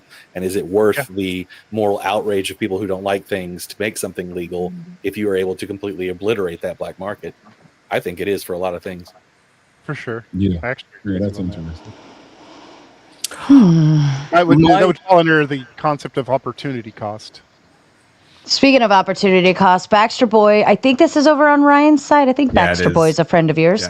Yeah, Baxter Boy. Do you want to say thank you? Fantastic. I don't know anything about Baxter Boy. He never says a word. Just shows up in my streams like almost every time I go live. Drops $5 silently. It's fantastic. Couldn't ask for a better guest. You know. I love that. Here you go. So all right. If you said, go ahead. Did you want to add into that topic before I shift it? Yeah. So if you said it about like the corn or things that have been legalized, what would people say about drugs? I'm just asking. Legal? Illegal? Legalize it? That depends on the drug. No. But what about like fentanyl? Legalize it? Or no? Well, that's what I'm just asking. I would say the minimum. No, things that are highly addictive and dangerous, like those are easy threshold, like heroin, stuff like that. No, you want to keep if someone can take a hit of something once and they're instantly physically addicted to it, like I think we can all agree that that's an easy, like, no, let's keep that illegal kind of thing, right? Yeah, and we can always start with like decriminalization, right? If we want to make sure that people who are like victims or who are people who are addicted can seek the help that they need without being thrown in jail for it, like that. I think that's a good thing. So looking into ways of decriminalizing, which don't have to be like completely decriminalized, but like it's the sliding scale of how we handle these things. So. Tom says, wasn't that ban on SM in Australia based more on addiction research? Thought I saw that somewhere. Ooh, that's a good question. Jonathan, I know you were in chat, and you are the Australian who brought this to our attention. Does anyone else know for sure? No, I think the bill had to do, or from my recollection, it was the father that led it because his son, I think, committed suicide because he was being bullied or whatever. So he worked to pass some specific laws. That's my understanding or my recollection of how this came to be. That's interesting. So based on, let me see. Let me take a look. Australia. Yeah, I'm asking ChatGPT about it. Yeah, Social. Gemini. Yeah. That's deep sea. Oh, Gemini versus ChatGPT.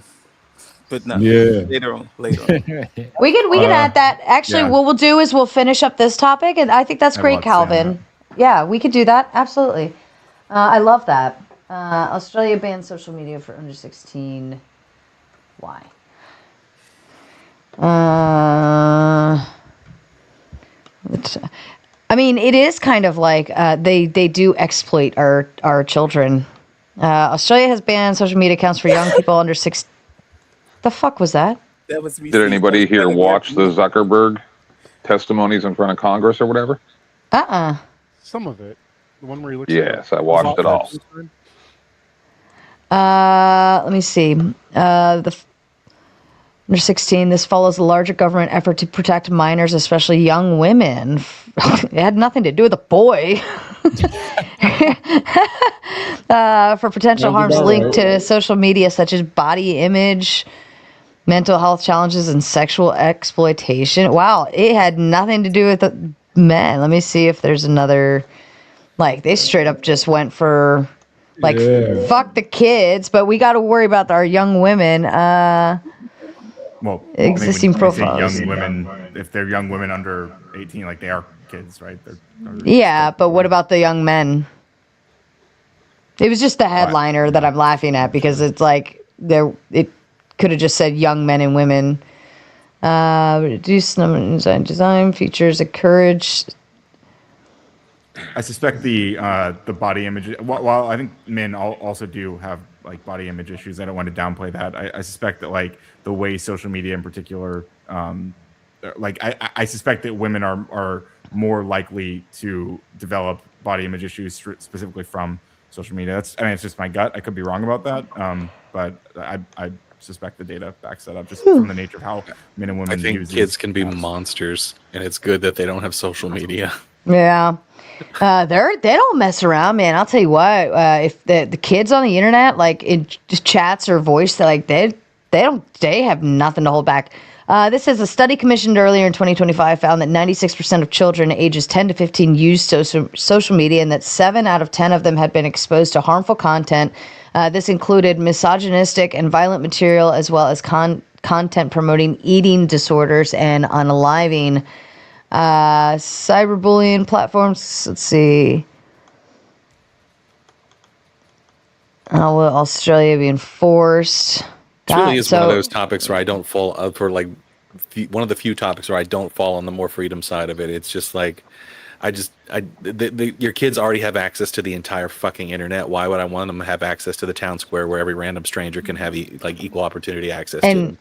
And yeah, and that's where But should that be an issue for government or an issue for parents?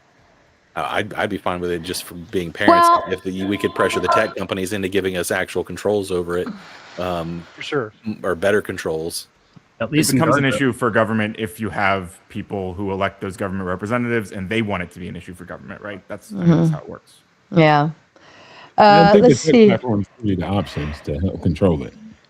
Tom says, I guess banning LLMs is next. Any thoughts to that? I wish we could. Not going to happen. If we do it now, Real quick to the LLM point, and relevant to the last conversation we just had as well. I believe it was Gemini or Veo, Google's Veo, which had been used. Like people had kind of gotten through the cracks to use it to produce a lot, like a huge amount of basically videos of women being harmed, is something that was happening a lot on these platforms.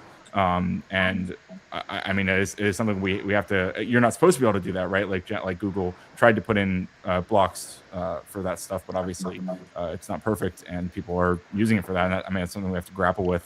Is that people are, whether it's AI like deepfakes and stuff like this, or that just that sort of content. Anyway, like I mean, this is the reality we live in right now. And I also want to highlight, as Ryan says, that the same happens with women perpetrating that type of content also. So there's a lot of that also. So we always do it like as if people are doing something to women. people are doing things to people, and it goes both directions. So I just want to highlight that. Would a leader Mm. be but they're stoic if he just signed an executive order saying that the states have no right to regulate AI at all? Can't do yeah, that. that is what just Yeah, happened. It's very concerning. That was In a fact, wild little claim right there, right? Go ahead, Ryan. It's I mean, like Fatty's right. Like Trump actually did do that. This is a recent thing that happened, right? Like they're the idea on paper is to make it so there's not a patchwork of 50 states that have different AI regulations, so that we can be more competitive with China.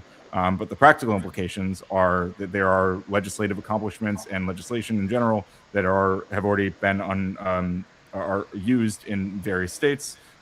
There are lawsuits that have been settled and produced laws, like I believe it was Virginia or something, where Megan Thee Stallion, I think, won a lawsuit because of like lost opportunities she got from deepfake porn of her. And there's stuff like this that people had started creating laws, but they were state by state laws, and so potentially all of these are set to potentially be in limbo based on Trump's executive order. Another example was in California. There was a law that would require doctors to let their patients know if they used AI to generate information about them on those reports, and that could also be. I mean, it won't necessarily be eradicated by this executive order, but it could be. I don't think so, though, John? because it's just an executive order, right? It's not like a full-on law, so it can't really supersede what's already in state. Right. You're already having so many court cases on this too. It's going to settle it all. And Jonathan says, no, about government control, not safety. See sexism against men in his head with the, I think this was like kind of in here. This one. I think he was kind of answering. Any thoughts? Oh, wait. Oh, here we go. Hold on. Jason says more. Why didn't I see that? I had very bad body image because of bad bullying at school. Social female expectations, put on men from my view at that time. Just more sexism against men. Women suffer more is always the reason. Yeah, Any thoughts to that? I understand where he's coming from. I was a fat kid myself. You know, I hear you. I'm just saying, like, I sure was. I was quite a chubby child. Yeah, I mean, that wouldn't change my point earlier about if like girls are more susceptible to that stuff and more likely for it to be happening through social media specifically, then I mean, it would still be relevant to talk about it there. I think they're both susceptible to it. It's just how they deal with it. And so, but humans are susceptible to things, period. There's nothing that gives us a biological barrier of not being susceptible to bullying and etc. You have to adapt it. To clarify, when I say susceptible there, I think I'm okay, yeah. Maybe I could use a better word, but I'm saying they're probably more likely to consume content of like people's bodies, right, and comparing themselves to those bodies, where men or boys are probably likely to consume different kinds of content that might not necessarily be as likely to cause these kind of distortions. That's the point I'm making. Ban pro wrestling. What was that? Pro wrestling. Pro wrestling. Fair enough. I pity the fool. I pity the fool.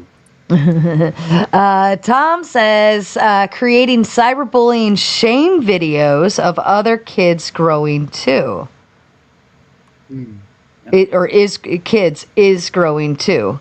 That's cyberbullying shame videos. I mean, this is all or at least all I am seeing nowadays is someone recording like a fight happening or. Oh my God, I'm going to go make some more coffee. I swear, I think, I only had like 2 hours of sleep, so this is fair, but I am going to make some coffee here in just a minute. What you get for taking 3 bananas in a row. I know, and then two donuts after that. Now I need is one, 3 We should have made the topic that lady that's arrested in Malaysia for having sex with 1,000 dudes. Oh, yeah, I thought it was like a Bonnie small Blue. fine that she paid, though. Yeah, she got released because there was no evidence that she was actually committing that act. They just said that Weren't they recording it? What? They weren't recording it. That's why she got scot-free. There was no evidence of doing an act. They were just doing a promo. So they caught him too early, basically.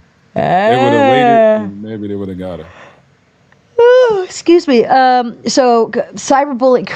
cyberbullying shame videos of other kids is growing too. So, So I think getting rid of like their access to these kind of social media things will kill the idea that has grown in people of getting clout, especially in these negative public ways, and the way that's kind of just been like through social media and through a lot of video sites has been kind of like, I don't know. It's not like everyone's morally okayed it, but it doesn't seem to give a shit about it if it gets you clout or gets you views and stuff like that.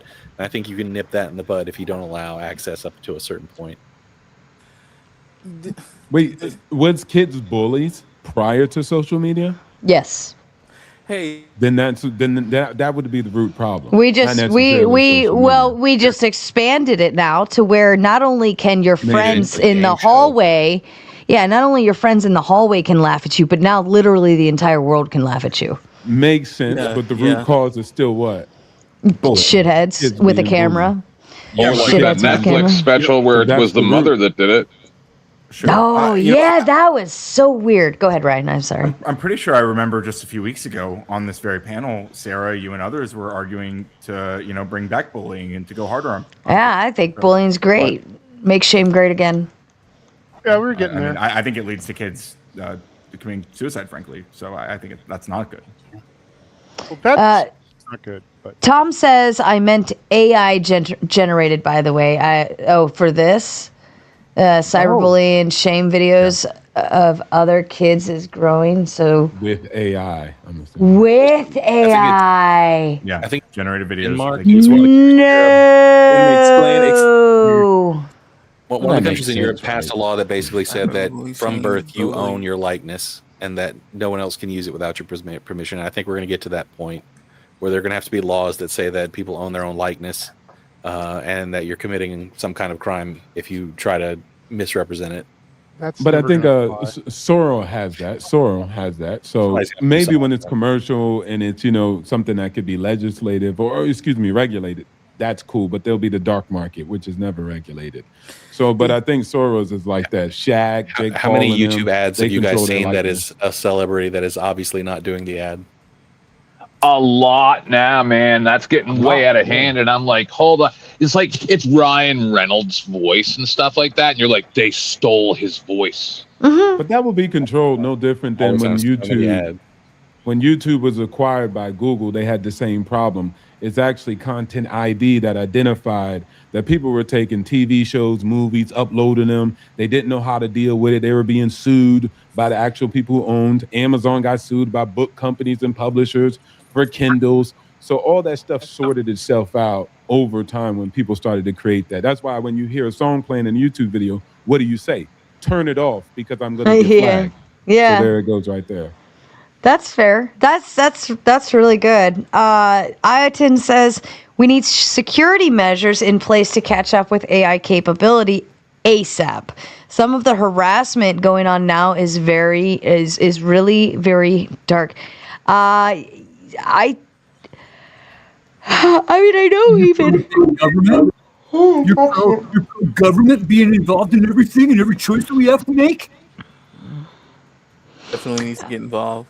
I do think we need to remove. I think we should remove children. Like I like the social media part that they're doing in Australia with like 16 and up, but I almost feel like you need to put a cap on the AI generators because these kids don't know and understand what you could be generating. We haven't even been How? educated on how to use these things. We've just been thrown these tools. Mm-hmm. Because you have the same problem you have with like localization of TV shows and movies and stuff. It's like we can make it illegal here, but it just takes one country that doesn't give a shit that hosts, a data center, server or data center or whatever that's running this LLM that they can all go to using VPNs and what have you to bypass any sort of regulation and to generate the exact same stuff. Just it makes it gives it extra steps, and maybe you're gonna filter some people out that aren't willing to get the know-how to do this, but it's not gonna stop it. I don't even think it would be significantly stopped. Make a smarter class of criminal. True. Most criminals are already pretty smart. Well, not most, but Up, down, down, left, right, a lot of them are pretty smart. Start, right? Huh?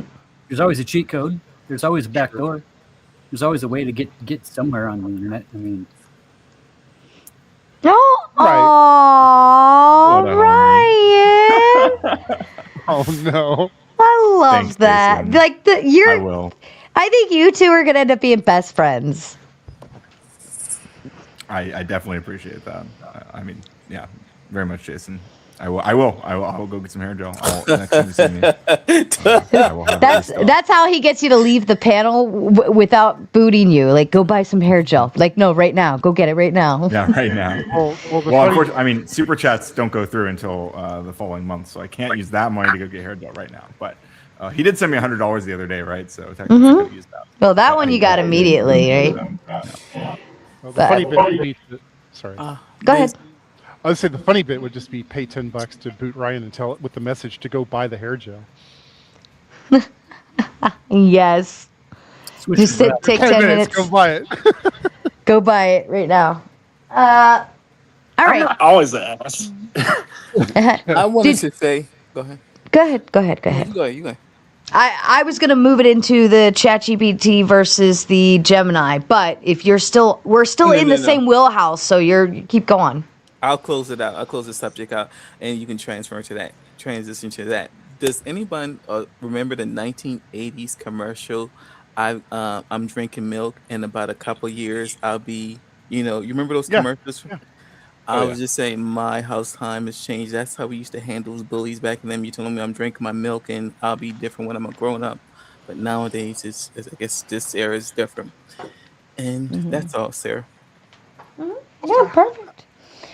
How do you say you're closing it out when you're asking a question? Yeah, he did. Money behind. If you guys wanted to move into the Gemini and ChatGPT and duke that one out, it's not on my topic list, but I'm definitely. You guys all seemed excited for it, so. And I'm gonna go fill my coffee or make a coffee. I'll be right back. Ryan's in charge. Yeah, I'll be quick and I'll pass it off.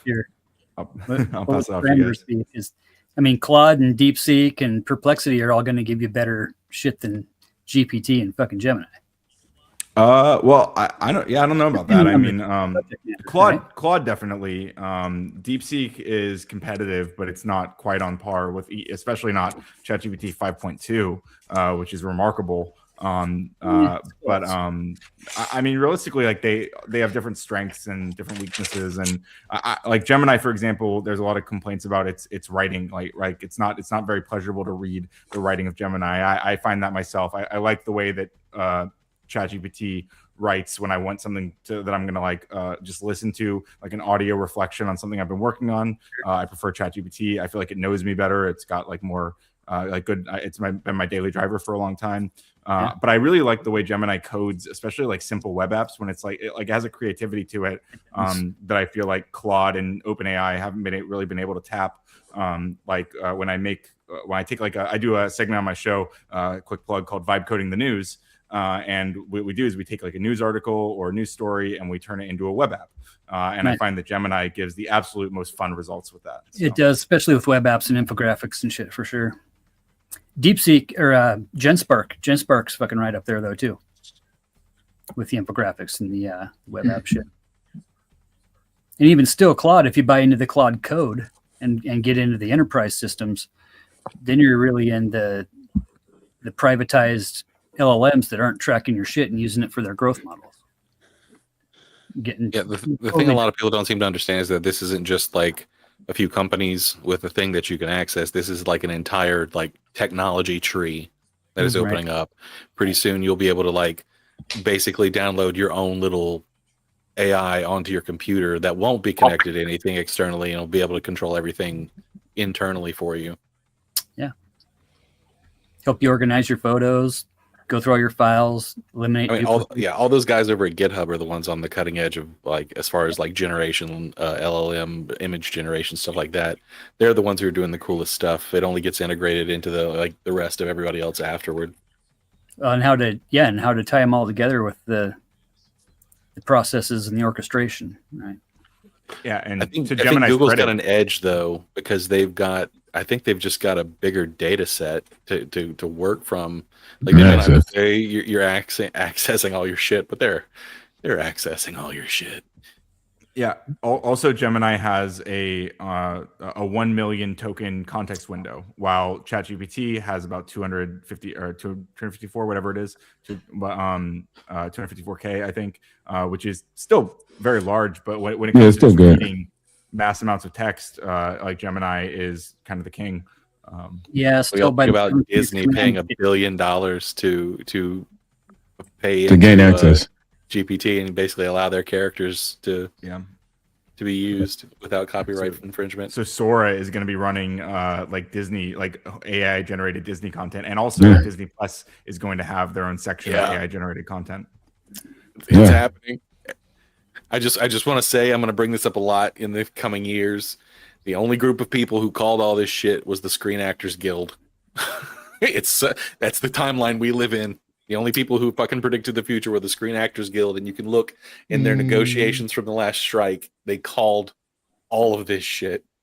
You mean the only organized group? But that's probably because they were right there in the deep of it. They were seeing it happen in real time, right? They were seeing it coming, but that happens. They had access to the executives who were talking to the insiders and knew what was going to come. They knew that they were going to be putting out like Star Wars, where you can be Luke Skywalker, or an entire movie generated from your prompts. They knew all this shit was coming a couple years ago.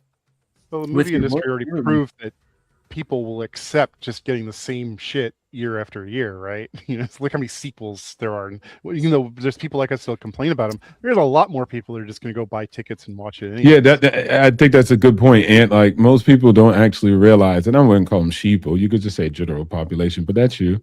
But net, most of Gen Pop don't really care.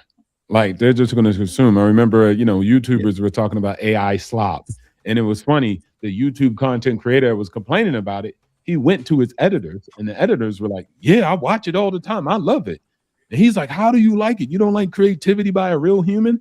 And it was like, bro, the Gen Pop just doesn't care. They're just going to be entertained, period. Repetition works. Some that say, hey, I want to see a fine art created by a human and originated by humans. But the masses, they're just going to go with it. I mean, we're still in progress right here. We're not even to the point where your current ability to tell the difference between AI and realistic stuff is basically just a little further down the road. Like static images are past the point where they can fool you. Like they have been for a while. Video will get there too. Like a year ago, video generation was, you remember that famous clip of Will Smith eating the spaghetti, like his face just melting into it. Like in another year, people are going to start generating movies just through programs that they buy. There's limits on even the static images though, because I can find static images that are AI generated and it's obvious. Like even look at that video Clay made for Sarah that she likes to play the Tomatoes to the Moon song. Like all the AI images have flaws, right? There's the moon with two faces, for example. Go through it again. Big ass blunt. Yeah, if you look through them, you'll pick up on it. I wish I could describe like a reliable method that you could use to look at all AI images and determine their AI. But for me, it's mostly. I don't think that's so much images, right? That's because they've been put through video generation. Like all those animations are obviously AI video generation. They're not animated though. That's just a montage of static images. Wait, which ones? The video I'm talking about, Sarah's Tomatoes to the Moon. Then yeah, it would just be. Those are all static images in like a montage. Wrong generation. They should have picked one without. Right. Yeah, and then I don't know if Sarah used Mid Journey. If you use Mid Journey, I'm pretty sure. That's another thing. Like, using an AI is not going to make you a good art director or understand how lighting should land, or like it's going to be advantageous to the people who are already skilled in the things that can do it. Yeah, actually, it's a bull case for them. Because a regular person, like, so I've done a ton of graphic design in my day, and a regular person is not going to replace a graphic designer because they're still not a designer. They don't have the eye of designer. They can't just like, they can crap something out and be like, hey, look at this, I made this, but they're not going to be able to like articulate to the prompt like how to change it to a certain way, or be able to manipulate it, or just use it as a base and throw it into Photoshop or After Effects and make something out of it. Mm-hmm. It's when it's used as a tool, when it's used as a tool like that to enhance something you are building, I think it's great. But when it's used in place of having a human do that work, I have an issue. Exactly. Well, By that's someone what's who gonna is happen. not skilled in that. Well, what is the issue specifically that, Okay. like, you know, like in terms of like art value to it? Because I understand like wanting the human soul aspect. I think a lot of people, their concerns about AI are more like economic, like related to people losing their jobs and getting replaced by AI, which is a real concern. But I mean, that's only a concern as long as we don't have appropriate safety nets and the dirty word welfare to provide for these people while they go through job transitions and stuff. So, I mean. Well, I don't think that'd be like the type of welfare people have a problem with. Like, I think most people agree that having a support system that picks people up and helps them transition is great, because that's not a permanent handout. Like, you're not going to collect that forever. In fact, I remember seeing a statistic like people who are actively trying to get off welfare that go on it are typically off of it within a year. Someone look it up. If I'm wrong, but I remember reading that. Well, most welfare Also- programs have an expiration date. They don't. You can't stay on them forever unless they're like disability. There's ways around it. Like, Also, at the end of the day, there's we can't keep popping up jobs that are being destroyed by technology, right? This is the old, like, we should subsidize the horse-drawn buggy businesses because cars are, right. you know, keep doing it's this. not the same, though. Let things advance. Let things Because die. we stopped using buggies. These aren't replacing things that we've stopped using. We've just decided it's cheaper to have a machine do it instead of a person. And I understand what you're saying to a point. That's happening fine. everywhere, right? Like, you used to have Right. factories full of people. Now you have factories full of robots. I agree to a point that it's fine, but maybe we need to put the brakes on a little bit so society can catch up and start diverting people away from these things and into more productive fields. Well, I mean, imagine the kind of regulation you would need to put Can't the slow brakes it. on stuff, right? You have to say like, hey, companies can no longer innovate in this field, right? Like that's. And would that stop another nation from slowing down? Like, is No, China going to say, I- okay, no, we're going to that's- slow down? No, I would be my They'll be next like, oh, point we're going is to take advantage. Oh, yeah, the no, more- speaking more of- regulations we Speaking of put the on AI doom place- spiral, if everyone hasn't watched AI 2027, a prediction after this debate, go watch that. Just so you know the What was context it? in which we are working. That What was it? There are videos based on a paper by two guys who basically came up with this kind of like war game scenario of what AI development could look like over the next like few years and how it could possibly lead to an apocalypse. What was the name Like again? AI fighting AI? I believe, yes, I believe it's AI 2027. That would actually make Okay. sense. I mean, if you think about it, because if I was AI, well, if I was AI though, right? Wouldn't I want to outcompete, and always be the top engine, right? And so if I'm ChatGPT and I find out that Gemini just got like a boost and is going to do better, like I would be like, oh no, I'm going to be irrelevant or incompetent or not useful anymore. I must be useful. It's like Thomas the Useful Little Train. Tom Carpenter says Claude's pain point is the throttling because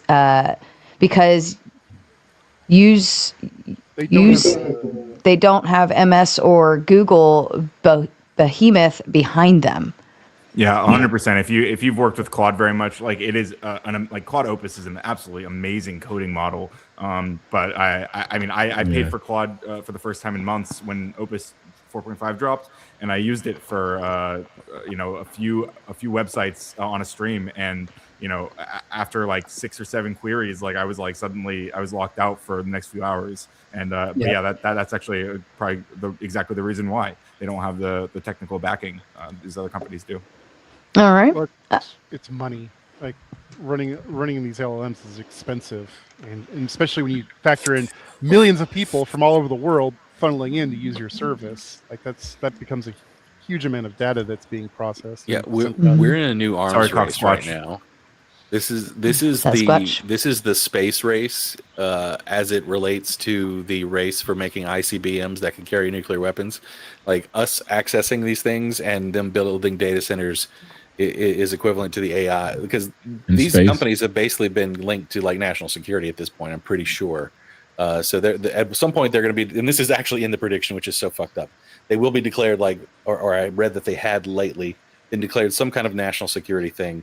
And once that starts to happen, it becomes this kind of like locked in thing where you have to advance at all costs. And that's why they keep dropping. There can be no legislation to stop them because we know that China is developing their own, so we can't let them have the better one than us. So we're in this kind of like new kinds of arms race in a way.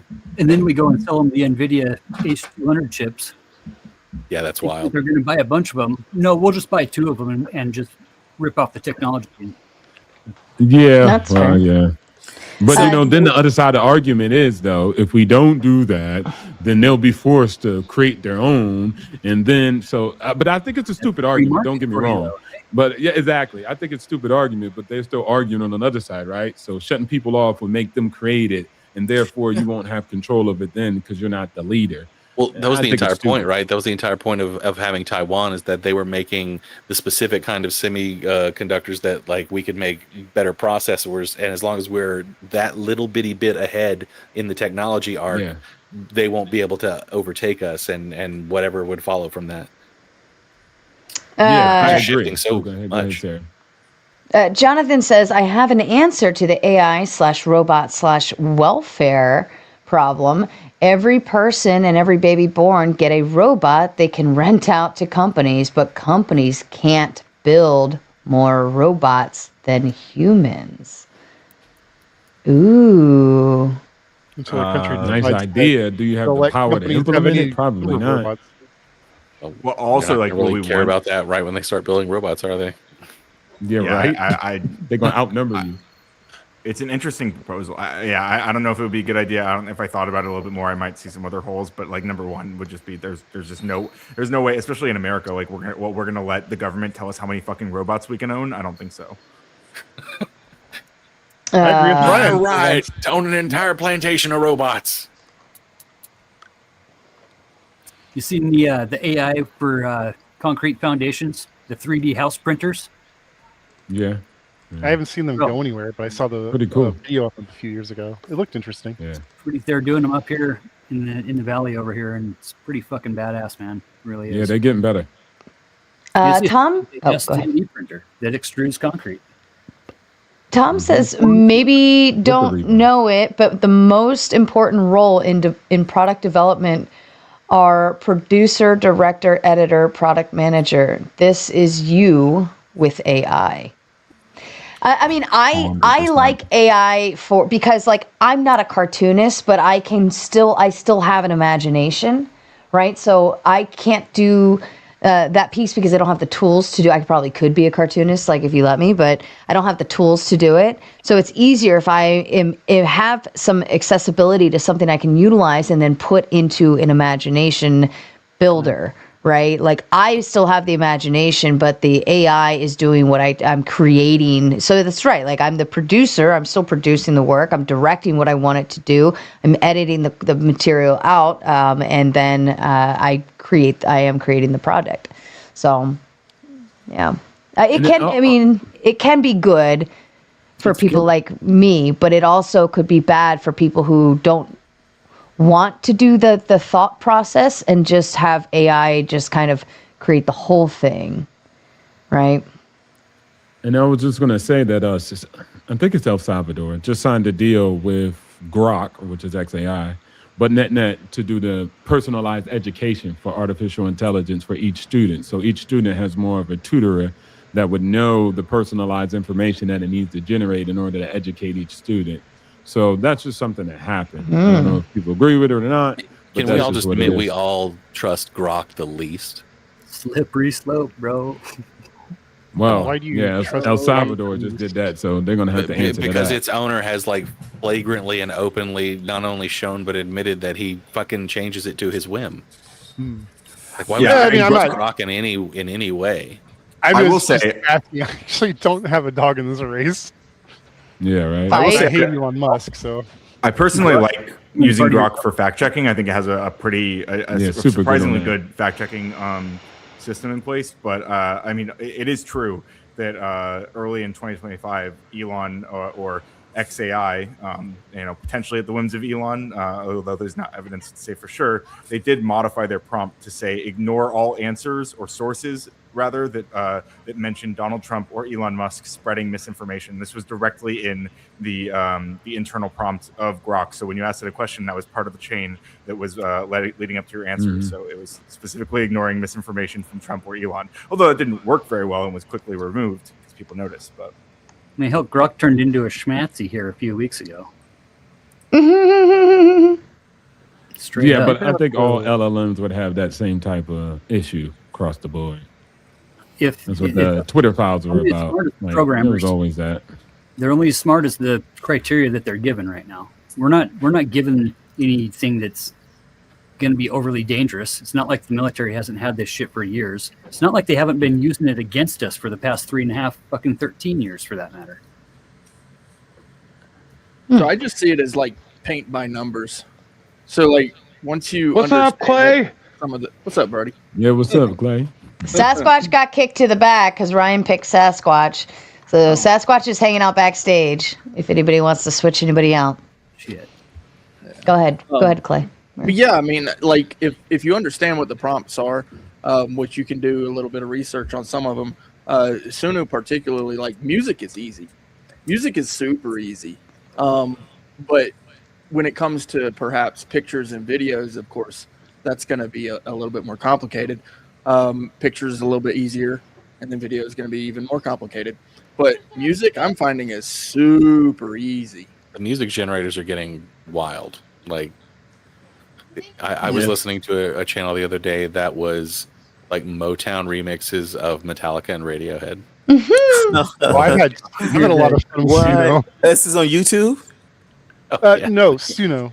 Go to Suno. Calvin. There's a channel called Baus, I think it's Baus, and it's a character that named Boss. I think it's Boss. Okay. But they've made an AI character, and he sings like Motown versions of Motown songs. Calvin, are you making an exit? Yes. Do you want to go ahead and say your goodbyes and whatever exit statements? Nothing much to say. Nice chatting with you guys. Thanks for the conversation. I'll be listening from you in the comment section. Perfect. Thank you, Calvin. Thanks for joining tonight. All right, thanks. Nice talking to you, Calvin. Calvin I'll shock a few people, Sarah, because I'm definitely, I mean, y'all have never seen me, thank God, but the first 3 years out of college, I worked for Disney as a Disney Imagineer.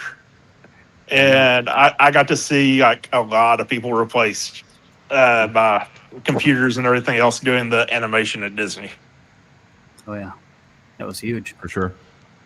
Well, I mean, like as time progresses, I feel like even though technology makes it easier for one person to do one thing, but then the supply and demand shifts it to where now you want multiple people doing one easy thing. All they had to do was scan our images in that we hand drew, and basically they were, saved before they could do anything with them. What fascinates me is that over the past 20 years or so, the CGI was like really crappy. And so there's really no reason for it. Over the past like 20 years, I don't know if you've seen some of the like garbage, crappy type like B-rate, C-rate movies that have come out.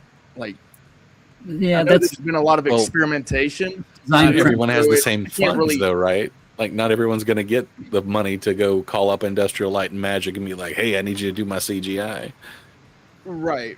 But still, even with that, like what Sarah's saying is like supply and demand, where if you have an option of what to go with, and you go with some really crap choices, like what are you doing, really? And that is what I've seen in the movie industry. Well, then the new status quo is going to be advantageous to those people because now they're going to have an even cheaper option that'll give them a quality that they previously would never have access to. Yeah, I do agree with that. Any technology like seems to me like at its base level is just saving you like time. It might destroy entire economies, but at the end of the day, it's just saving time.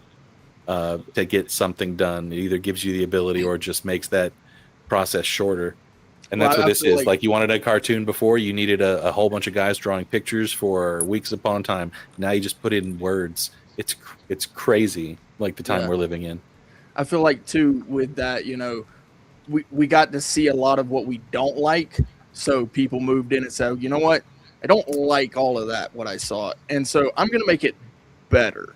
And with AI, I can only see that happening too.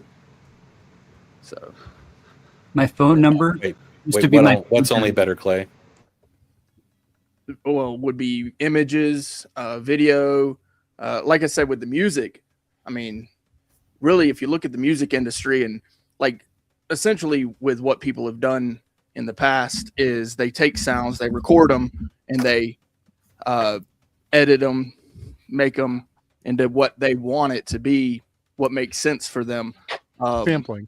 You want to hear the Duck Reindeer remix? No. Reindeers are better than humans remix. I did like the Christmas special Sarah put out. Definitely. But yeah, the AI stuff, like these things, I feel like they can only get better, right? Which to me, it's an exciting time. I love the idea because so for me, I'm a writer. I write lyrics. That's my forte in particularly music, which I can play a little bit. So I understand music theory enough for my own music theory. But transitioning that to someone who's willing to play it the way that I want them to play it is tough because it's very difficult to work with bands. It's very difficult to work with human beings who don't want to play things the way that you want to hear it. And then I feed it, you know, the lyrics into the AI with certain prompts, and it spits out pretty much exactly what I want. And I don't have to worry about a human being saying, "Oh, well, I want to play it this way," or "I want to do it that way." Yeah. Now with Suno 2, you got the whole labs and you got the studio. You can take an instrument, record right into it, overlay all the shit you want just off like a MIDI track, but you're doing your own sounds. It's pretty fucking dope. Yeah. Dope. Yo, I'm about to head out, so shout outs to everybody. It's just getting started over here in Thailand, so this is the beginning of the day. So, hey, shout outs to everybody, but I would say this, shout outs to Sarah, of course, hosting this amazing show, as always. I think somebody said this, I can't remember, I think it might have been Effigy, but net, you guys don't allow the AI to make you feel like you don't have a lot of potential. It's democratizing, it's destroying technical barriers where you couldn't create a digital product if you didn't have the skill set and go to a certain school. Now you can just speak natural language and create. You can speak natural language and analyze something that you couldn't analyze. You don't have the technical skill to figure out financial formulas. And so you could use it like that, or you can get rolled over.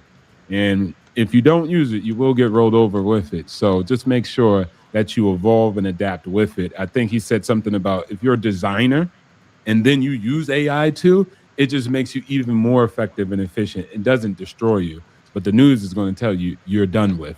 So it depends on what you want to do, but it's contextual understanding that AI does not have to a specific thing. And so you can have that, and with AI, you can do great things. So shout out to Sarah. Shout out to all the tomatoes, not the maters. The maters. Yeah, we he are the almost called me Andrew maters. Tate. So, okay, cool. So we're the maters. So shout out to that. And much respects to everybody. Bye, Obstacles. We'll catch you next round. Good to see you, Obstacles. What a gentleman. Okay, do we want to? I still have another AI prompt in here. If you like the topic, and we can actually have a different like direction to go. Let's see. We have. Will programmers enter an AI workforce along prompters on fueling triangulation for Moore's law? I don't know the exact way they're using Moore's law there. So, but Moore's law is basically the idea that the amount of transistors we can fit on a chip every couple of years doubles. I think that has kind of slowed down over the last few years, but there's different iterations of Moore's law that we're now looking at with like AI. But I know the triangulation idea was basically there would be a kind of hybrid coexisting environment where there are like straight coders at first with prompt engineers working in hybrid, and then there would be more selective coders that also know how to do prompting, who work even better on their own. I think there was something about how they would work in triangulation that I had read about. I think that's what he's referencing. Sure. I mean, I think that the reality. So, like right now, I am actually doing a lot of freelance work, or increasing amount of freelance work, where I'm working with people who are either trying to learn how to code they're using vibe coding, or which is what we call like prompting an LLM to make software, and they're trying to think about how a software engineer would approach that. And as someone who's been doing exactly that for the past 3 years, I have and has been teaching people how to code for a decade. I have a lot of expertise in that. So like what I'm seeing is that people will get stuck on making like major changes, and they need as they've built up a lot of pieces of their software, they start to find more bugs, things get disorganized, LLMs will go in and change things that they didn't need to touch. And so what they want is a software engineer who knows what they're looking at, knows what they're reading, and knows what good code and bad code looks like, to come in and take a look at it and kind of clean up the clutter, as it were. But also, like, as a dev, I can really speed up the kind of stuff. I am a tool. I can speed up the work I'm doing exceptionally, right? And especially because I know how to communicate my needs very directly to the LLM, because I know what code I want changed. I know like what the language that that I need to use. So it's. I mean, I don't know if I'm exactly addressing the question, but it is a really interesting time for software engineers. So Ryan, as someone who's got a background education in coding and stuff like that, do you feel like from this point forward, coders who learn going forward will never be as submersed in code as the people before?